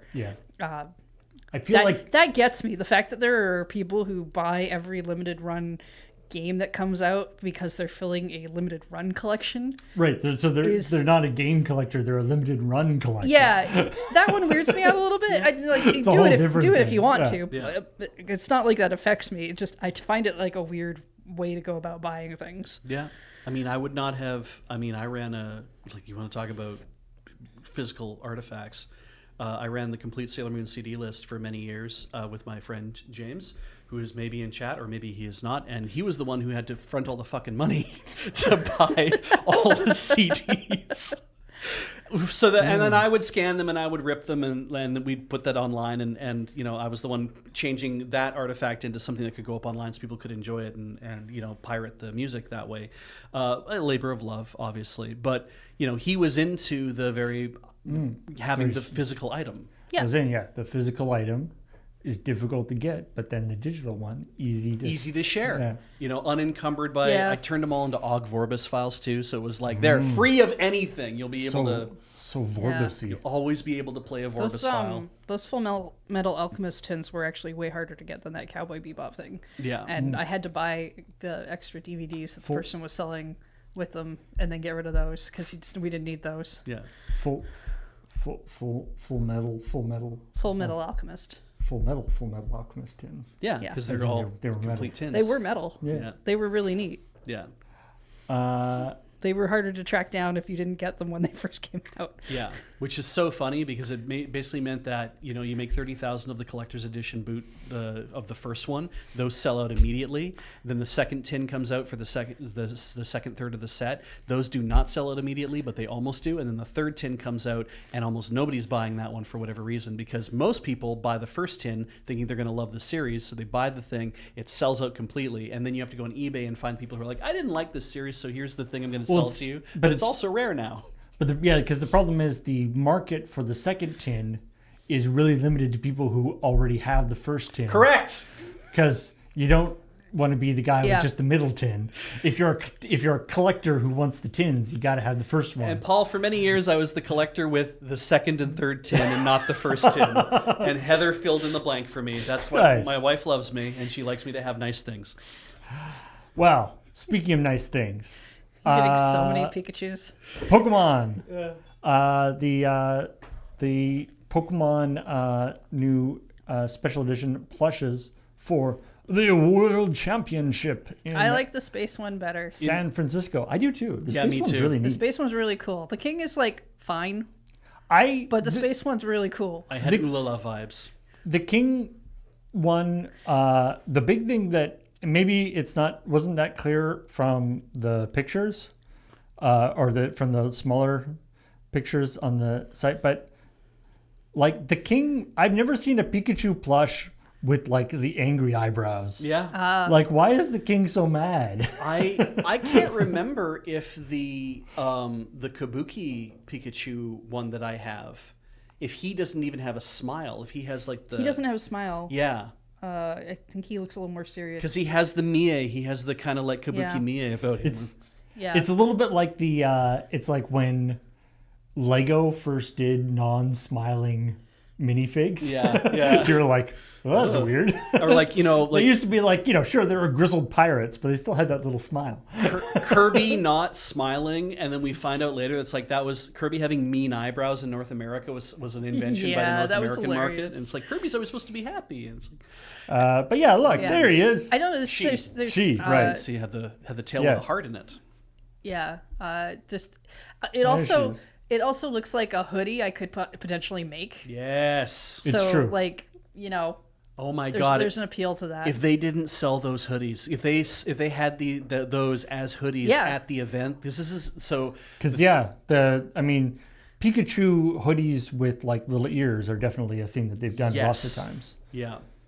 Who doesn't want a space hoodie? I do appreciate, and maybe you probably saw it too. This wouldn't be a very good spacesuit, though, I have to say. Yeah, she well, should with the have open face. Yeah, well, the artwork has her with a bubble in front. The artwork has actual bubble. But it's still a jacket. She's still exposed to most of the elements. So, good old Dragonite. Good old Dragonite. Who they said had goggles, and the more I look at they're on his head. There, yeah. I'm I don't really see them. And then the and Kirlia, the emotion Pokemon, who's ready for a trip. Yeah. Where in the world is Carmen Sandiego? It really has that feel with the red hat and everything. Yeah. The well, now we know who would be the Carmen Sandiego Pokemon. Yeah. For all the plushes, these are only available at the Moscone Center during the event, and so you have to go to the Moscone Center to buy them apparently too, and I imagine they will sell out. Probably, or they'll definitely do a lot of it. Yeah. Some I serious, don't doubt scalping. that the logistics of selling stuff is well thought out. I didn't realize what we were in for. When we went to Japan, my expectation was there would be a special Pikachu at every Pokemon Center. I was wrong. Yes. There is not a special Pikachu at every Pokemon Center. Because, like, for example, Okinawa did it properly where it's like, hey, our mascot Pokemon is Arcanine, and we have Pikachu with an Arcanine riding on the back of an Arcanine. That was $60. We did not buy that. No. Because we bought the other two Pikachus from last year. They still had them, which were the male drummer and the female dancer. And I'm like, I like these a lot better. I like the outfits and everything they put them in. They're very cultural. I like that quite a bit. So we bought those instead. And so I expected that every Pokemon Center we would go to in Japan, we would find another Pikachu matched with another one of the... For like the area with or the something, mascot. right? Yeah. And there's so many that we went to that did not have that. Like the Yokohama one, I don't think had that. And some of those are very seasonal too, so it could just be that this year they didn't that. have one this year, and they were done with their stock because there were a few places we went where they had the older stock still out. Yeah, like we went to the big one, the Mega Tokyo one, and they had 3 different Pikachus to choose from, and I was like, I'm not buying the Sakura Pikachu. I don't. There's not enough going on there. And there was a ninja one as well, and I took the Kabuki looking guy because I was like, I love how elaborate they made it. Mm-hmm. So in the end, we bought, because it was our money, but I was the one who was driving the whole enterprise. We bought 7 unique regional Pikachus that were like unique to whatever store we were buying them in. I'm also counting the Pokemon Cafe one in black. We could have bought 21 unique Pikachus. Yeah, because at the Pokemon Cafe they had like 3 or 4 that we hadn't owned yet. That clearly had come out over the last couple of years. There was a couple others at some of the other ones, and you were like, I'm only gonna like pick one. Yep. Except when we went to the Narita airport, they had 4. They had 4 versions. We only got the 2. We got the pilot and the stewardess. Yeah. Because we could have bought last year's pilot and last year's flight attendant. They always put the male one as a pilot and the female one as a flight attendant. We did go get the train station one. Yeah, from Tokyo Station. That's the one I wanted more than some of the others, because for some reason the idea that there's a very specific Pokemon Center just at this one train station was really funny to me. Yeah, Tokyo Station has a Pokemon, not a center, but they have a Pokemon. It's very clearly a like what do they call it? Because it's such a big cafe? hub of a train station. It really feels like I'm about to go home and I forgot to bring my kids something. I better stop at the gift store. Souvenir Central. There's a very big souvenir Pokemon shop over here. I will grab like a thing. It feels more like that than the Narita Airport one does. And the Narita Airport like it really has that feel to it. The Narita Airport one literally has vending machines. So if you don't have time to stand in line, you could just go to the vending machine and buy a thing immediately, and boom, and you can go. So anyway, Quick philosophical question here. I was just distracted looking up, seeing if there is actually a Pikachu space hoodie. Not that I have found, although there's probably friggin' AI generated silly things. But anyway, if you were going to get a Pikachu hoodie, which obviously are pretty common, there's different versions of the Pikachu hoodie that you can get. I can kind of believe that. I already have an answer for this question, I'm sure. But what versions are we... So, no. There's this one. All right. Right? No. So, I mean, but this is like it's an interpretive question. Like, so it's like you skinned Pikachu and you're wearing him. No. Is this what you want? Is like this what you want, where like the face is on your body? Wouldn't want the face. The tail on the back is not bad, but I'm not doing the face on the body like that. No. Okay, but that's interesting. Yeah, it's like, do you want to be Pikachu? Right, like is your hoodie representing you being Pikachu? Yeah. Is your hoodie representing you having a picture of Pikachu?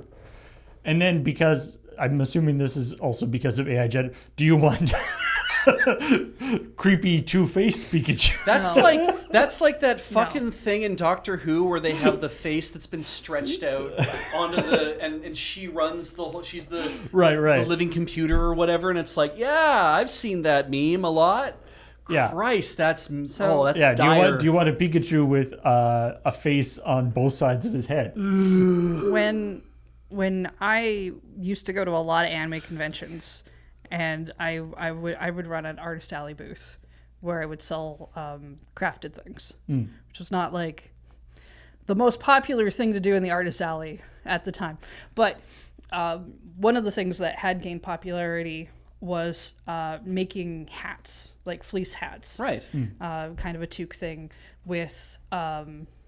So and you'll see, like, now you would see probably a lot of Pokemon for that, where like Pikachu ears or whatever. Right. Now there's always the version that has their face on it, and then there's always the version that doesn't. It's just the ears. And Right. back then, and ever since, I have been like, no faces, because the face suggests that you skinned it. Whereas just the ears suggests that this is maybe a cosplay or a thing that you're doing. Right, like pretending to I am this thing. Yeah. Not I am wearing this. But then I thing's was head on thinking my about head. this recently, and I've changed my mind for one. Okay. Ditto. No. Because Ditto is basically just a pile of slime and could, as far as I'm So his face concerned, could be transfer wherever. him into a hat. So it's not dead on your head. No. It's just camouflage. It is a Ditto hat. Yes. Yeah. Okay, I like it. So I like it. yeah. I'm here for that. And I say that because, like, there's actually, since Pokopia came out, there's a lot of Ditto merch you can get. And, like, one of the things that I've seen some people show off is essentially a gamer box where there's enough room for your Switch and your controllers and stuff. And it's purple, and basically it's got Ditto's face on the front. And I'm like, because Ditto might just decide he wants to do that at some point. I believe it. Ditto can be whatever you want. Yeah, you can't fly with him on the plane, but if he is your Switch case, then he can come along on the plane. Yeah. Exactly. Also, I'm glad we also threw in the Mimikyu. Oh, yeah. in your I don't pile. know- I I don't think know what you're talking that about. was one that you bought for me. Yeah, I did. All I see are Pikachus. But I found it at some sort of thrift shop, and I was like, "Oh, Mimikyu," and it's in reasonably good shape. I'll bring it home. It's faded and whatnot, but I'm like, but Mimikyus look faded from the store, so even if it's a little more faded, so I brought it home and we washed it, and it's fine. Yeah, getting Mimikyu from the thrift shop seems very appropriate. yeah, they're the what did I call it the other day? The imposter syndrome Pokemon. Yeah. Yeah. I mean, imposter syndrome, but also actually imposter. Like, they are legitimately trying to be. Heather thought that because Mimikyu is the creature that lives inside the costume. It's not right. It's not the It's not costume. technically the itself. costume. Right. Except that again, we're back to the whole idea of the totality of the thing versus what the essence of it is.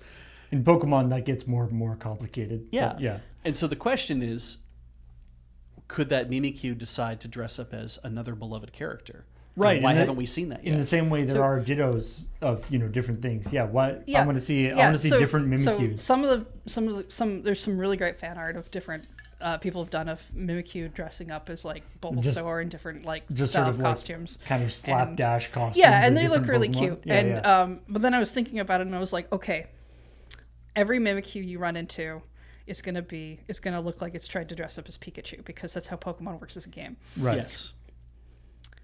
If they were to do an episode of the anime, and I don't think they have, but maybe they have, and someone can tell me, because then I can go watch it. If they've done an episode where Mimikyu has decided to dress up as a different Pokemon because maybe it doesn't care about dressing up like Pikachu, but it's never seen Pikachu. or it's seen this other one or whatever, do you think the rest of the Mimikyu, basically because they have this huge fandom for Pikachu, would outcast this other Mimikyu? They wouldn't think it's the same species, maybe. It would be like a whole different. It would be like a. It would be like they would start like a whole other like Mimikyu group. Like Yeah. Yeah. Mimikyu. a Mimikyu, exactly. Yeah. What's great is if you want to do some like Pokemon cosplay, and maybe you're just starting out doing cosplay and it doesn't turn out that well, you could always just say you're mimicking. Yeah. Yeah. That's true. I like that. All right. And You had another story, the last story in the episode was about Ryan Cohen talking about Him his still doing his shit. more silliness. He has successfully he has 9.8% of eBay, or rather stocks. rather GameStop owns 9.8% of eBay. Yep. For those of you who don't know, that's significant because 10% is a cutoff for various regulatory reasons. Regulatory things kick in once you hit 10%. That he's so far avoiding. Anyway, this story is less about that and more about this bizarre interview. And to be honest, obviously, this is only sort of very marginally video game news. Yeah. Because he currently runs GameStop. But as many people in the comments, in the YouTube comments pointed out, the idea that GameStop is sort of a thriving company in its current state is definitely something that I think a lot of people would question. It is an elaborate fiction. Yeah, I mean, I guess like in one sense, its stock price is good, I guess. Yep. But they also closed a whole bunch of their things, and they don't, as he says, the software is 15% of their sales now. Yeah. Though I like Cameron's take on the fact that it's like, hey, if you're just even a little under that, like if you had even less of that, that's something that's known as decimation. Is he obligated to take these interviews? No. Because it seems like I think he doesn't want to be there, so I don't understand why he goes. I think the idea is he's, trying to he wants the idea is to get more publicity for it to attract investors and stuff. But then why act like a brat? Because I think that's the presentation you give in that. He's trying to give a presentation. This is, again, my speculation, but I think it probably goes along with this. He's trying to give a presentation to people who are interested in GameStop that I am above all of this bullshit. Yeah. Like, I am operating so far outside of what you consider to be business as usual. Look at how amazing we are. Look at how amazing I am. I am above it all. But it doesn't come off like that because it's not how it's just like, I don't have time for your questions. Like, you showed up for this interview. You might even have requested it. It's the way that he seems confused and kind of offended with the idea that he should have a business plan, or that people want to know what his business plan is. Yeah. And he's like, for some reason, for GameStop, everybody always asks about what the business plan is. And it's like, Ryan, maybe people don't ask that for other companies that often because it's usually pretty self-evident. Yeah. Yes. Why people are asking is because the things you're doing make no sense. Yes. And so they're like, what is he doing? Maybe there's some deeper thing here. Let's ask him to explain it. And then he gets annoyed that he has to explain it and refuses. Ryan. You're an adult legally somehow. You can make your own decisions. You can say no to these interviews. Yeah. Or, since you now know all the questions they would like to know the answers to because you refuse to tell them, you could think about them and actually give them some answers. Yeah. The choice is yours. I feel like, there's kind of a ready thing, like applying for a lot of stuff. If you run a business, you have to turn around and be able to explain it to somebody in 30 seconds, right? Like that is kind of a thing, like when you're registering for a lot of stuff, for a loan, for like registering on a website that I don't think he's had to do any of these things. Financial information. you have to be able to explain. It's like, what does your business do? What segment does it run in, and what does it do, and how does it make its money? Yeah, I went to business school too. I hated it. Yeah. Left. So the thing is, like, people especially anybody in a company should be able to explain what the company that they work for does in about 30 seconds, especially after 30 seconds of thought and then 30 seconds of answering. You should be able to be like, well, this is what the company does, and this is how we make our money. And I feel like if people are challenging you on that, because they're like, it seems like however you were doing that in the past doesn't hold water anymore. So what is the actual game plan here, my guy? We are an investment interview show as well. Why would you want people to invest in you? And if your answer is that, well, the whole point is to invest in us because you're basically betting against us, like, so you don't make anything. You don't provide a middle ground service anymore. It's like, so he's like, yeah, what's your business plan? My business plan is to make money. Yeah. Duh. It's what it really feels like. That's what he says. Yeah. The business plan is to make money. Oh, okay. Yeah. Great. That's not from the Paul making transcript. fun of him with a different thing. That's what he said. Dumb as hell. Yes. It was a very, yeah. My favorite quote that It should be Paul making fun of a person and changing their words, but it's not. my favorite quote that didn't make it into Cam's thing was it's like, what's his goal? He goes, what's my goal? I own a lot of stock and I don't have any perverse incentive. So it's to make the business a lot more profitable and to maximize shareholder value. So that's the plan. It's not that complicated. And I've spoken about huge growth areas within cutting costs. That's just short term, but live commerce and building out an in-game visual marketplace. So I share that with you. But everyone in the past I've said, well, what's the business plan? What's the business plan? But they only do that with GameStop for whatever. So, and then he just goes on and he's like, the business plan is to make money. But in the middle of that, there's the entire sentence is, but live commerce and building out an in-game visual marketplace. And that's like, he doesn't explain what that means. Nobody follows up with that. He just kind of puts that in there. That's the whole sentence. Oh my God. And also, by the way, the reason why, so this was an interview he did on Bloomberg. Yeah. But the reason why we have this transcript, we don't have a transcript because like this is the like YouTube auto-generated thing, although it did do that. All right. The reason why we have this transcript is because the transcript of this Bloomberg interview was included in its entirety in the SEC filing for when they notified that they were doing this big stock buy of eBay. Yeah. Oh my God. Oh wow. Oh my goodness. Like it was submitted like as a legal document, this entire interview. Oh God. I know there is a thing. Can we have more of this? That's remarkable. Because this is at least stupid. It is, yeah.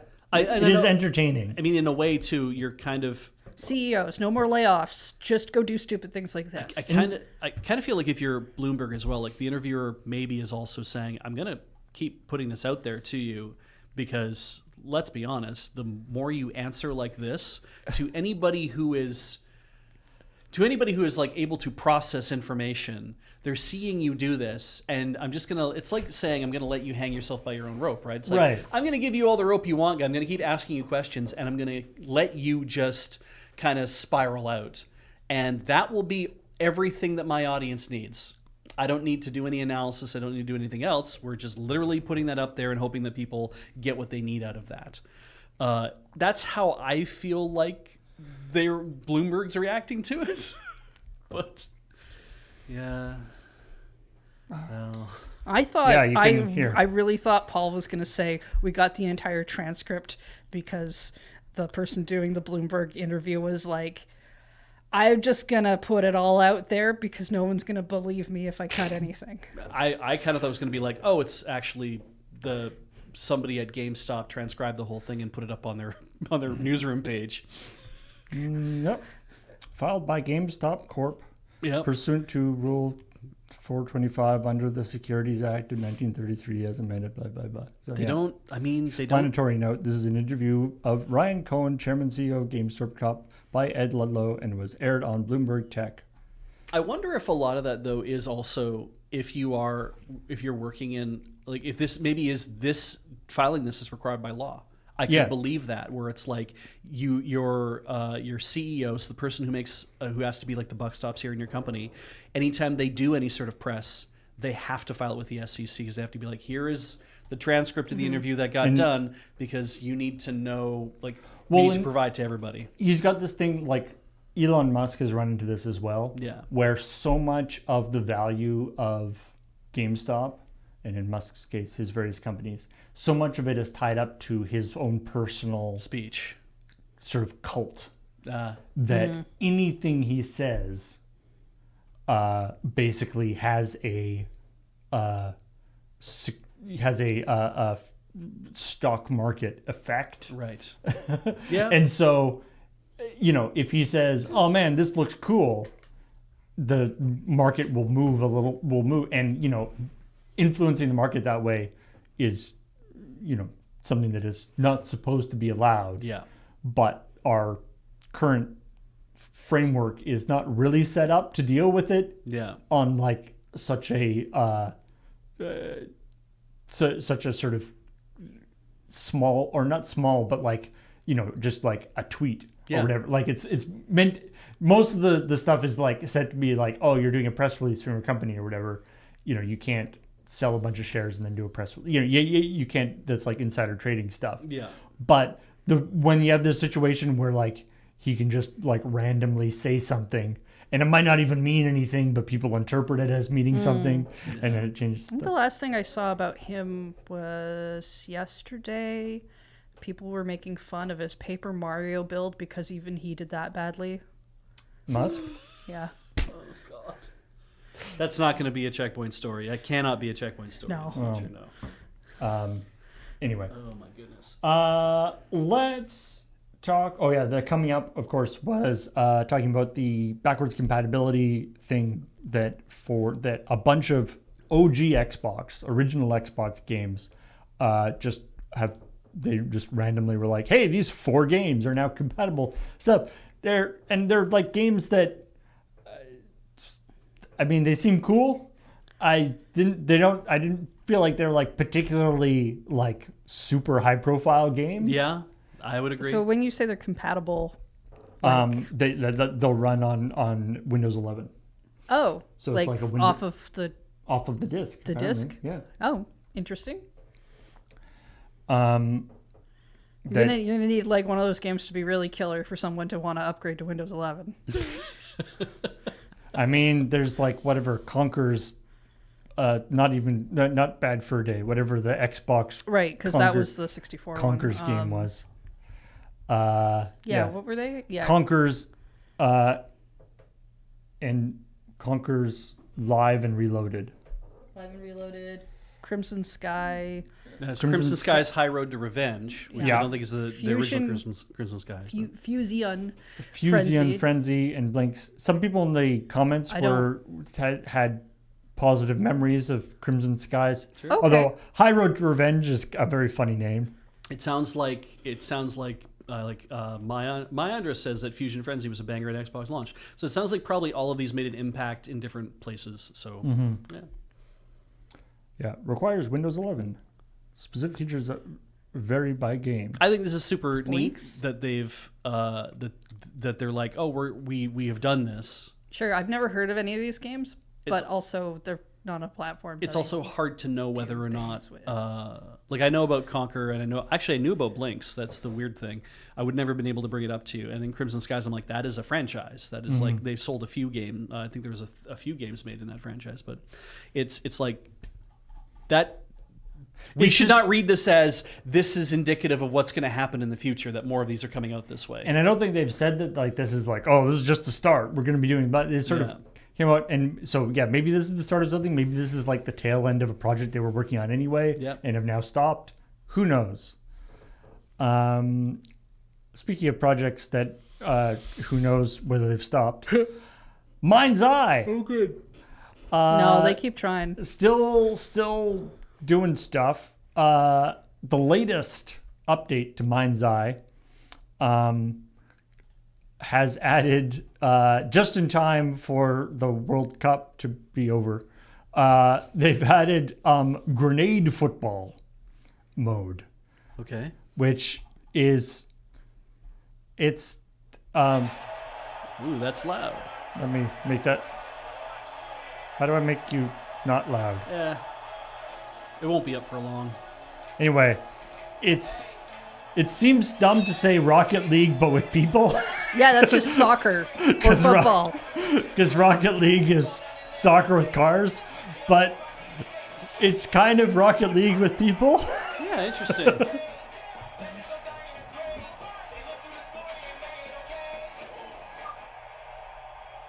Oh, yeah, it's in the top right. Oh, there it is. Lovely. Too late now. Well, that That- part of the when- sound might have when- gotten cut out of the when- FOD when- anyway. When did they move that? Anyway, that definitely used to be down here. Yeah. Hey, the back end of YouTube, just of yesterday on one of our channels, has decided to go with what looks more like the mobile version. When Oh, I cool. go and look at it, it's not Cool, fun. cool. I now have to go figure out where they've hidden certain items. Also, it means I have to make an extra click to go look at our videos. So maybe this was the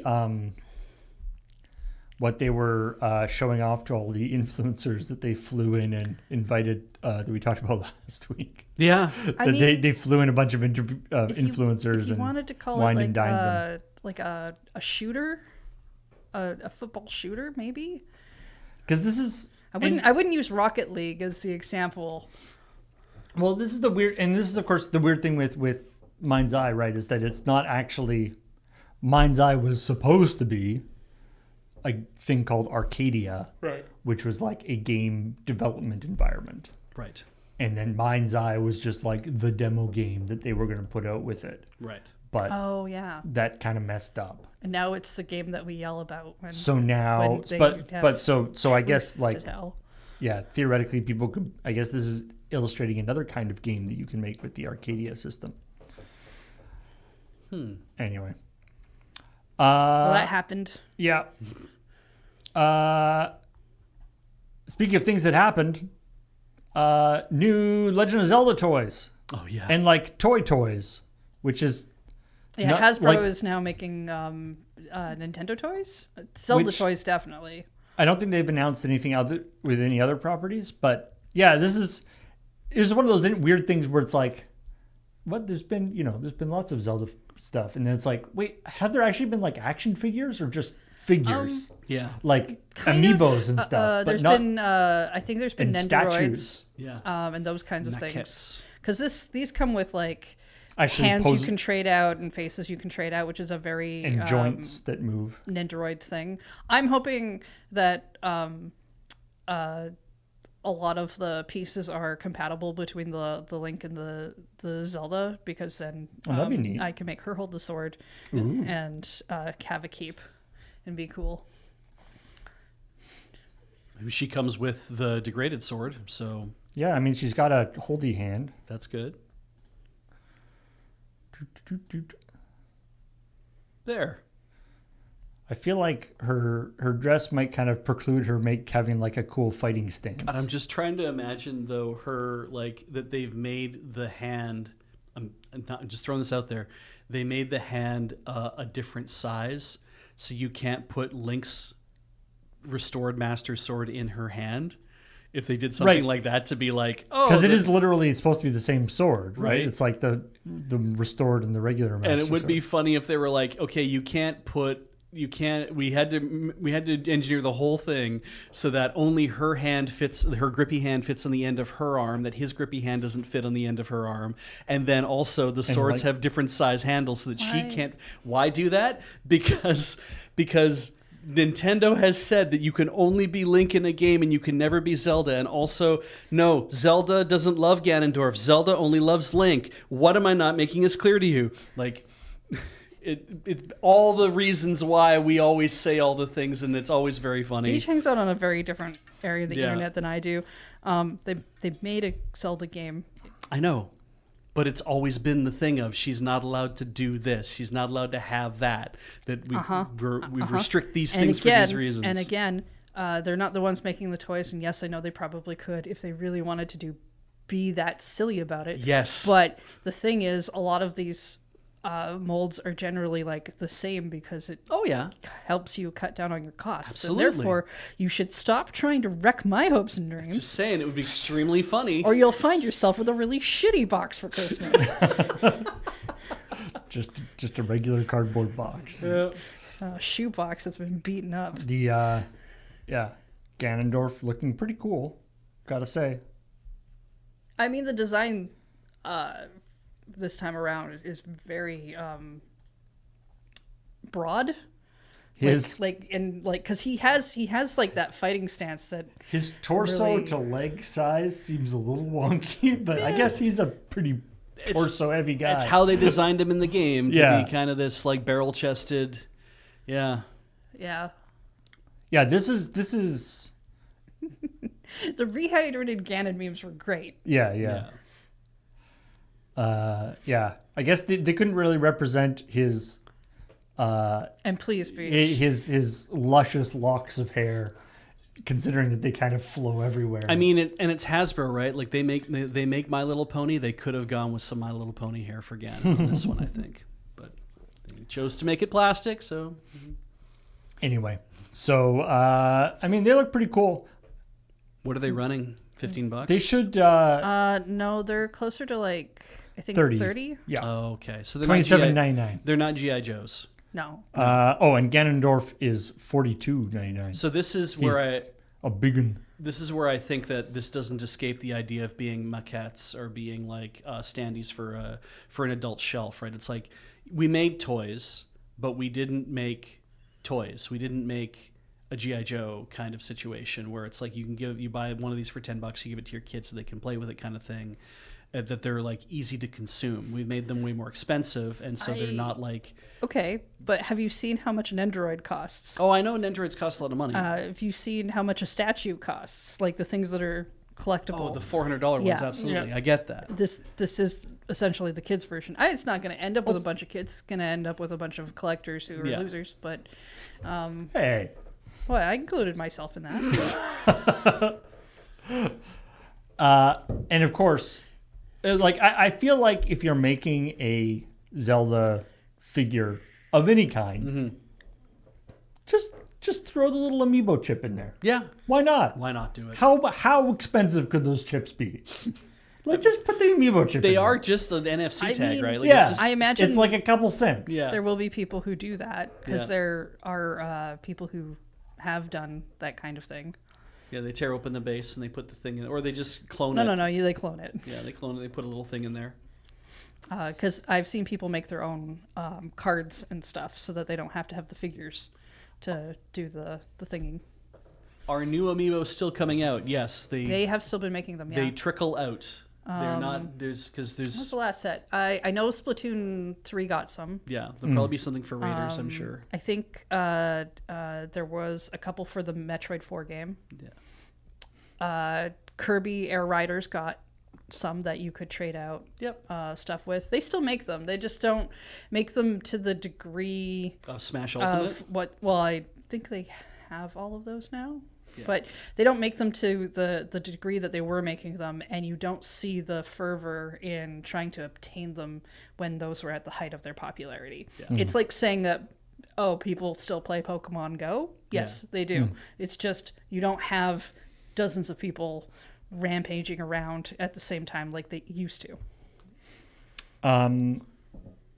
So here's I grabbed this because this is references a story we talked. I think we probably just talked about this on ChillPoint, but All right. something that kind of stuck in my mind from like years ago. A guy made a really cool custom controller for a game called Armadillo Racing. Oh yeah. and the controller was a soccer ball Yes, I remember this. suspended with deodorant, like The little round. round ball things, Yep. and basically acting like a giant trackball. Yeah. And you could like roll around and stuff to try to Yeah. emulate the arcade cabinet, which had a trackball in it back. Yeah, in the that day. was pretty neat. Anyway, that game, Armadillo Racing, is actually being released as the first time it's been ever released in a home like it was only ever available in the arcade. Okay. First time it's ever been released in a home version. It's an Arcade Archives. Yeah. Ah, yeah. And it supports USB trackballs, Makes sense. Okay. which is yeah. awesome. Good. Like it. I don't know. Maybe we get like Ian in here to play it or something. 'Cause Kensington just re-released. he's big on trackball, yeah. Kensington just re-released the Expert Mouse, which is their big trackball thing they have. So kind of, perfect timing for that. I pointed Ian at at a company that also makes I think they're called Ploopy or something like that, and terrible name, which is why you remember it, which is why I haven't. But they make like custom mouse and custom trackballs and like stuff you can assemble yourself. Essentially, they sell kits for these things. And I said, "You gonna buy a Ploopy ball?" And he's like, "What did you call me?" Anyway, but yeah, trackballs are a thing still out in the world, and you can make your own if you want to. But neat.